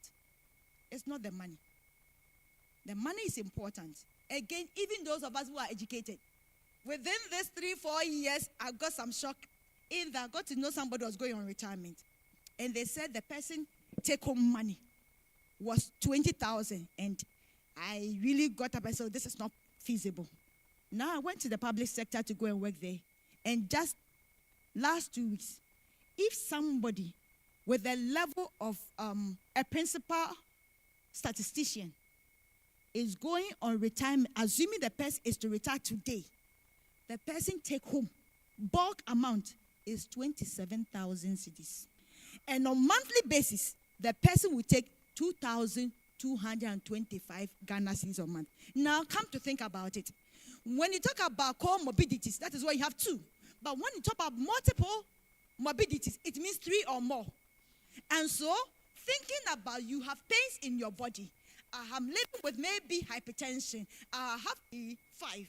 Ashanti tops with 365,000 people who are 60 years and older. Greater Accra followed by 355,000. Eastern follows and Central. So there are a number of people growing older than we think.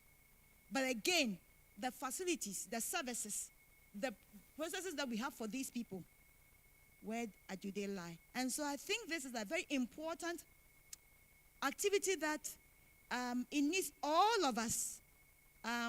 Let's come on board to be able to support the work. You talked about the cohort. Then the first question I asked myself, are we going to take a group of people who have not started with any condition, or we are starting with only one condition to progress to be able to know and cover whether they are ill, whatever? Or are we going to focus on a facility whereby we will take people who have maybe comorbidities and track from where they are to these areas? Again, you talked about whether the health facilities, these clinicians coming together and trying to see the kind of medication they are giving to people, they don't repeat it. Do I go to the hospital? Will you be patient to hear me that I say I have hypertension, I'm taking ABC, I have this, I'm taking that? Would you ask me all those drugs I'm having before you prescribe? Or when I come here, just looking at your time and say you spend 5 minutes with him. Before I tell you I'm feeling pain, you're finished writing. So there are a lot of things we need to bring on board. So apart from even designing the project, I think we should have an engagement with the health facilities. That talking about the elderly, how do we care for them? We need to have other projects as well. This is the core one from the individual or the patient perspective. But in terms of the facilities and again the practitioners, how do we bring them on board? So we discuss this one frantically and be able to see how we address it. So I think I pledge to be part of this association. Whether I'm part or not, I have pushed that I am part of it already. I pushed that I am in.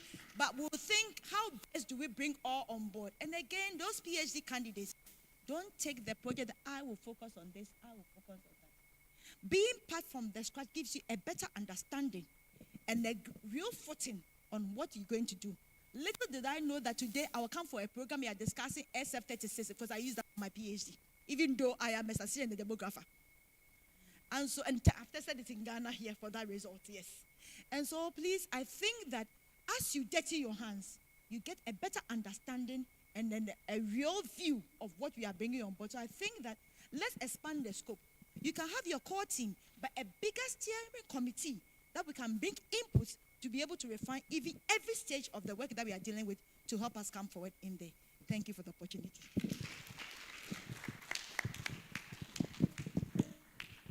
Thank you very much, Dr. Frimpong Engwa. Please, there's a question here. Dr. Frimpong, thank you so much. Do we have Ghana Health Service rep here? Good. I just want to ask a question. You know, there was a project, the Healthy Aging Project that we did, the ICOP. The manual has been ready for, I think, 2022. And you go to Ghana Health Service site and it's not there. It hasn't been launched. We don't know what is happening because we sat for many years to put that manual together. And so maybe some of these things that we are discussing now is in that manual.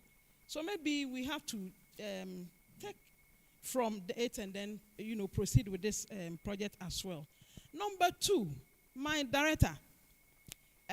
If I look at the people represented here, there's one key stakeholder that is missing. You take myself out. We did not have a social work, rep here. But you cannot also work with the older person. I'm a social gerontologist, so I know what I'm talking about. You cannot work with the elderly when you leave out social workers. Because the social aspect of aging, when it is done well, some of these multimorbidity that we are talking about might not be there. So let us consider bringing social workers to the project, because the ICOP one, the Ghana Health Service one that I'm talking, the healthy aging one that I'm talking about, I was one of I was part of the team, and I helped develop the chapters 10 and 11 on that manual. So please, I think we need to consider that, and then because I've seen psychologists I've seen medical doctors, blah, blah, blah. But then, social workers, when you go to the Western countries, in their hospitals, we have medical social workers, and they help in all these areas. So let us consider bringing them. Thank you very much. Thank you very much. So thank you, Dr. Egusi Ajimai. I think when you came, I had finished my speech, but I did indicate that the project includes people from various backgrounds. In fact, Dr. Osailabi, when did you contact me? That was 3 days ago or so, when she saw the flyer. So we have about 4 of us put the proposal together. And just as Deputy Director Jesus said, after the launch, we're going to sit down. We have others who can come on board. When you are doing a proposal for funding, the funding will not allow a number of people to come on. But when the project, you secure the funding and you launch and you could bring in a number of people. There was one we did, Professor Kretchy here, will tell you, we're also even interested in looking at, for example, some of the areas where older persons with comorbidities or multimorbidities are concentrated. If you read the STEPS report, you will see that that's about about 5,000 participants. But some of the areas where they had indicated, for example, depression, anxiety, suicide, physical issues, blind, all that. So we'll be looking at all of these things, and don't worry at all. You are with us at the center, and I already discussed with you that definitely once the project is launched, there are others who can come on board. We need a medical doctor, we need sociogerontology, we need a demographer, we need our retirees, we need them, so some of them are here. Again, finally, the launch, the budget for the launch could not be stretched to invite others to attend. And this is because this is a very large, it's not a study that has a lot of money. This is a $25,000 project. You're looking for to get $1 million project where you can, launch it big time. But this is to start something. It's to begin to get hard data. And then you can look for funding to scale this up. So we'll get back to you on this. And anybody who is here who is interested, you're welcome on board. We're going to welcome Osailabi on board. We're going to welcome anybody on board. That is my response. Thank you. So can we have the next, and then we are out of this place? Thank you very much, Director. Any question for us? We should move on. Okay, all right. So, Prof. Matekole, to launch officially the project. No. She has to do that first. After, okay, right.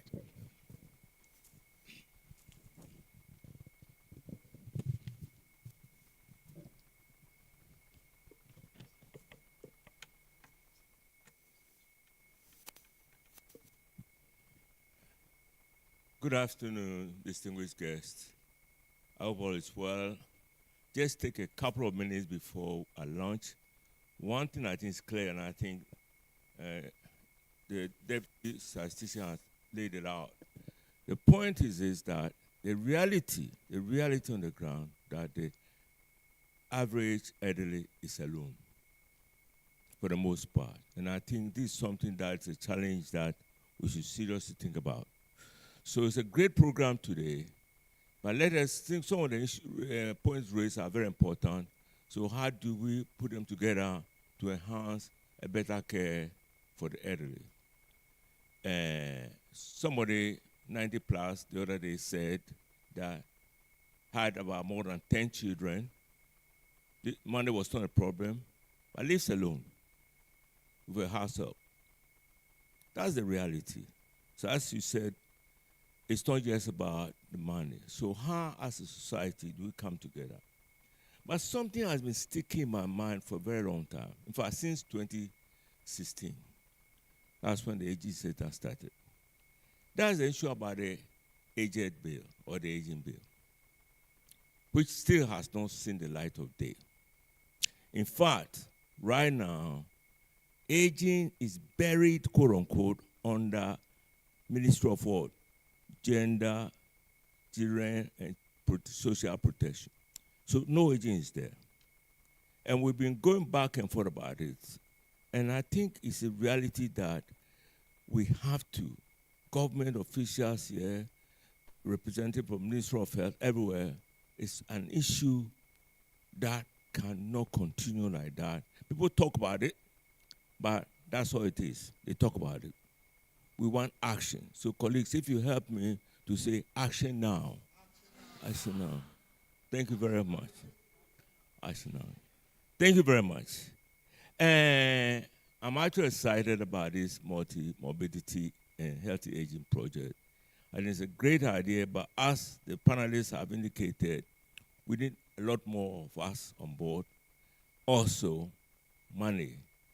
Now, what is interesting is that the Ghana College of Physicians and Surgeons have a geriatric program, which needs to be expanded and so forth. And that has to be expanded across the nation, not just in Accra. So the issues we are confronted with.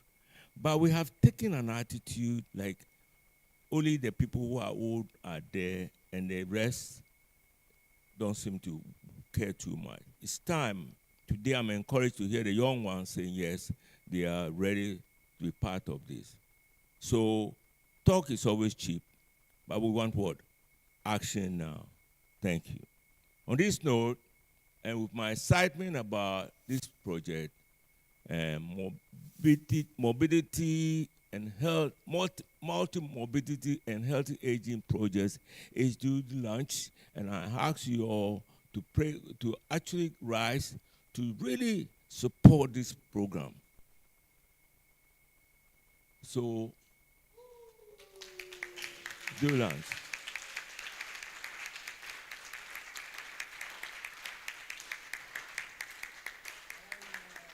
And I thank you so much and be blessed. We hope that you'll be coming more and more, apart from attending our events, bringing some envelopes in your pocket to support the bridge. Thank you so much. Thank you. Please, the professor says bring some envelopes. Very, very important. You know, last 2 weeks, we launched our fundraising. And somebody called me yesterday and said, "Oh, I couldn't come for the." And I said, "Well, our fundraising when we launch is not over. In fact, we've just launched. So you are just stepping in and say, oh, next week my money will come." I said, "Let it come." So we encourage you to bring your envelopes. Professor Irene is here, and he heard about this and decided to come along with another person from psychiatry because they also deal with the older persons. And he will be stepping out. So I want him to just make a few comments, and then Professor Kretchy will tell us ordinance, and we are out of this place. Shall I give it up? Thank you very much. I can see the statistician clapping very hard because he tried to suggest that I was old and infirm. I can assure her that that is not the situation. But on a more serious note, when I got the email about this project, my idea was that there was a plan to have a thing like this, and we were being invited, or there was a project had been put in place, and they wanted people who would be able to buy into it, sort of. And so I promptly forwarded the email to one of my residents who is particularly interested in geriatrics or old age. In fact, she's done a fellowship in it, and dissertation for one of her college fellowships is also in psychiatry. So I'm glad that everybody is committed to the cause of this project. A few observations. When I was a house officer many years ago, we had something we call the measles season. I can tell you, they would die like, I'm sorry, it sounds insensitive, but like flies. Mother brings him in, high temperature, says it's very hot. What have you done? Oh, I gave her some apeteshi. Because the belief is that if you give it to them, then the rash will come out. Of course, the nature of measles is that the fever starts first before the rash. But this was their belief. They were dying. I have doctors working with me currently who qualified, some of them in 2000 and even 2005, 2004. Even earlier, 2000, who have not seen a single case of measles before. They've not seen one. I'm telling you that when I was a house officer, and this is in 1980,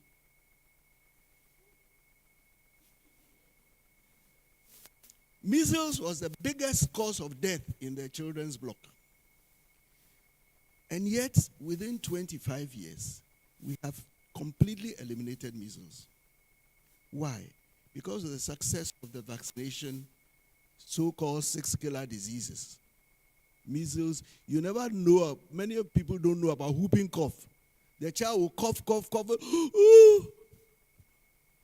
There was a cough like that, for those who do not know. Whooping cough. People would cough until they would rupture the vessels in their eyes, and you will see bloodshot eyes just from coughing. There was dysentery. Anyway, what I'm trying to say is that under 5 mortality has reduced drastically. So if a child is born and survives the first 5 years of life, the chances of their dying has markedly reduced. In fact, among younger people, unfortunately, road traffic accidents are still a problem here. But we've virtually done away with most infections. And the figures that the statistician has given us, they are statistics. They are a combination of everybody from birth till whatever, about the average life expectancy. The truth is that if you are going to take those who have survived from 5 years onwards, you are likely to live to 75 or 80 in Ghana currently. So whether we like it or not, we are aging. We all know that we are aging. And so it's very important that we should pay attention to this aging issue.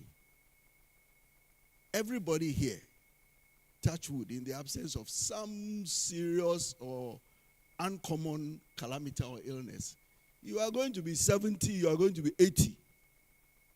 And so we might as well ensure that we take care of these issues. And so I'm hoping that this project, we've been assured, will be able to take on board those of us who are also interested in the issue so that we can join the team. There are various areas of research and contributions which we can make.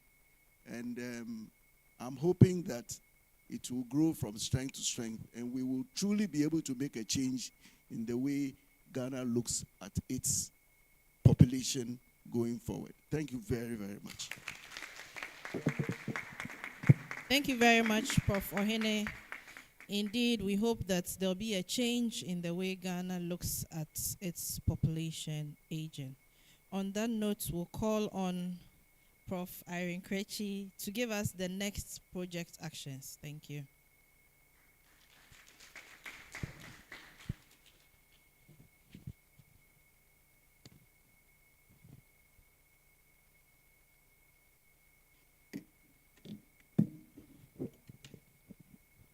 Good afternoon, everyone. And thank you so much for the discussion so far. They've been intriguing, they've been engaging, thought-provoking, and a lot of suggestions. And I'm happy PI has indicated that we have duly noted a lot of the things. In fact, virtually everything that has been discussed, we have noted each one of them. And I would want to present briefly the next steps for this project. But before then, I would want to assure each of us here that the intention is to make this study multidisciplinary.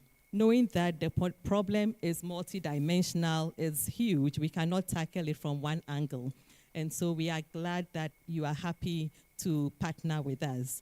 The little challenge is that, as you rightly said, it's not a hugely funded project, but we want to make the most of what we can based on the resources available. And in fact, I'm glad to let you know that we have gone a step ahead to include working with our deputy director, who is willing to support us, and then some more solidarity messages from those who've spoken, confirming the fact that you are happy and willing to work with us. So we are also happy and willing to work with you and to collaborate with you, and the discussions will keep going on and on. And so briefly, having launched the project, our next steps are quite clear.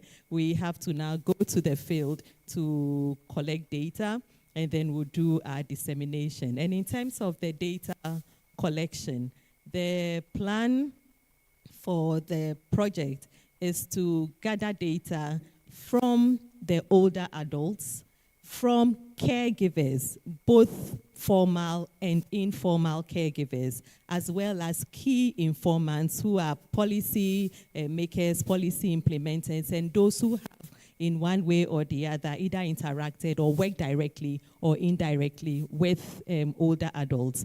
So for a number of the suggestions that have come, please note that we are going to target these groups of people. And the project is going to be a mixed method. I'm happy with the suggestion about cohorts, maybe for another later study. But for now, we are just looking at a cross-sectional mixed method study. We'll do the cross-sectional quantitative community-based, and I'm happy Deputy Director is here to give us the hotspots and the key concentration areas for us to be able to do our community-based study. And there are a few suggestions about going to the clinical facilities. We would see, but for now, what we are hoping to get are the community-based data. And then would also work with the caregivers, the informal caregivers, and then would interact with healthcare providers across the different health settings. Good. Would also do some key informant interviews and some focus groups as well. All right. Now, the plan after collecting data is to undertake 3 dissemination workshops or 3 seminars that would help us to co-create an outcome based on the interactions we have had so far. Now, based on the suggestions that have also come, we would definitely revise the content of these 3 seminars. In writing the proposal, this is what we had in mind, that the first seminar would happen when we had collected some baseline data and then discuss with the first group of people who are the older adults and their caregivers and pick lessons from them along what we have also collected. And then we'll do the same for the key informants and then have a third workshop where we all co-create the training manual or the guide. Of course, the plan is a living plan, so we would look at how to revise, how to integrate some of what you have discussed, and more importantly, not wait for the data to be collected to co-create, but then we are also considering the fact that even in the development of the tools, we have to do it in a co-creative approach. So please, we are happy for all these to go on. And then eventually when we are done, the dissemination, we'll see how best to widely share the findings. Of course, because this is a project, we'll share with stakeholders, we'll share with our funders, and that is Banga Africa. And then we'll see how to also widely disseminate both internally and then externally. And so I want to say a big thank you for the suggestions that have come and to reiterate the fact that these are useful suggestions and we'll be working together going forward. Thank you very much. Thank you very much, Prof. Kretchy. Indeed, we haven't wasted a day. We've had useful deliberations, and as core members of the team, we assure you that we will work with the suggestions to improve it. We're all interested in living longer and living well, so an improved quality of life, and that is just what we will do. On that note, I hand over to our director, Reverend Prof, to give us his closing remarks. Thank you. Thank you very much, Madam MC, and thank you, eminent professors who are here. Thank you for the presenters. Thank you to all of you. As I said, we are live on YouTube, and you can get a link and share. The PhD students, we want you to get the link and share. Projects like this begin like a seed, and once people buy into them, you are very sure that the fruit will come forth in no time. As indicated by my colleagues, we just decided to say, let's scratch and see what is happening in this area. And what has already begun emerging from the deliberations here and other deliberations that we have had prior to this launch clearly indicate that we have a huge task ahead of us as Ghana ages, as the population increases, and then we attempt to make sure we build our health infrastructure and also encourage people to take their health seriously. We are living longer. And when Professor Ohino was talking about measles, it just struck my mind because I had measles when I was growing, and none of my children. So, for example, most likely if they marry themselves longer, they are going to live longer than me because I had measles. And today, I don't see measles. So as we eliminate these diseases and we encourage people to be more intentional in living their lives well and taking care of themselves, then what we are doing is that we're likely to be dealing with lifestyle conditions, which will mean that people are likely to live longer. But as I've often asked, if you live longer, and we say, may you live 104, 205, who takes care of you? Somebody once called me and said, my birthday, and said, may you live 1,240 years. And I said, even Jesus didn't live that long. So the most important thing is that we are hoping that this project is going to come out with very key and important findings that are going to help us, number one, gauge and see what we're doing as a nation for our older persons. And then number two, guide us in the development of new interventions and the review of policies on the aging in Ghana. And number three, perhaps drive the passage of the aging bill. And pragmatically, just to give you something that is very sweet for your ears, the aging bill, a new board is almost set and about to kickstart and push it. I spoke to one politician and they are very bent on pushing the aging bill. Now, I'm hoping that because you said that we should say action now, but they are watching it. I'm hoping that but they are watching online. They are watching online. So I'm hoping that this is going to work and we're going to see this coming out pretty soon. And so on that note, thank you all very much for coming. Thanks for your contribution. Thanks for your recommendations. And thanks for your presence. We'll be calling you again very soon. And right after this, what we are going to do is that the team will sit down and then we'll review all the comments. And then we'll see those who want to bring on board again, the steering group as we indicated. And then we will tell you, for example, the role we want you to play on the project as we hope to roll out in the next couple of weeks ahead. Let me introduce the field workers here. And I want to do that because some of them may be coming to some stakeholders. For example, I know my friend from Ministry of Health is here. Mental Health Authority is here. So that when you see them, you don't drive them away. Because in Ghana, when we launch projects like this, people give their support. But this is just at a theoretical stage. When we want the data, and the students carry the letter and say, I'm so say, get away. So I want to introduce them. All right, so the two PhD students, please, they are part of it. Stand here. Bridget Osafo, Eric Nantie. Who else? Who else have I go? Yeah. Who else? Ama, yes. Please call Ama. And yes, Prosper. Right.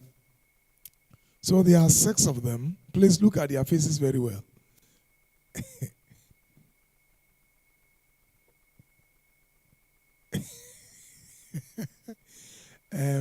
So 1, 2, 3, 4, 5. One of them is coming. Ama is our research unit at the Center for Aging Studies, who will also be starting her master's in aging studies, hopefully this year or next year. Yes, Ama Adwoa. So these are the field workers, and by the month of September, they will be on the field.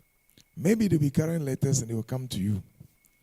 For example, our police, when they call you, then you actually say, and then our friends from what do you call it? Ministry of Health, Ministry of Gender, Children and Social Protection, and the others. Prosper Adeluga, Prisla Osebo, so Eunice Oforiwaa, Bridget Osafo,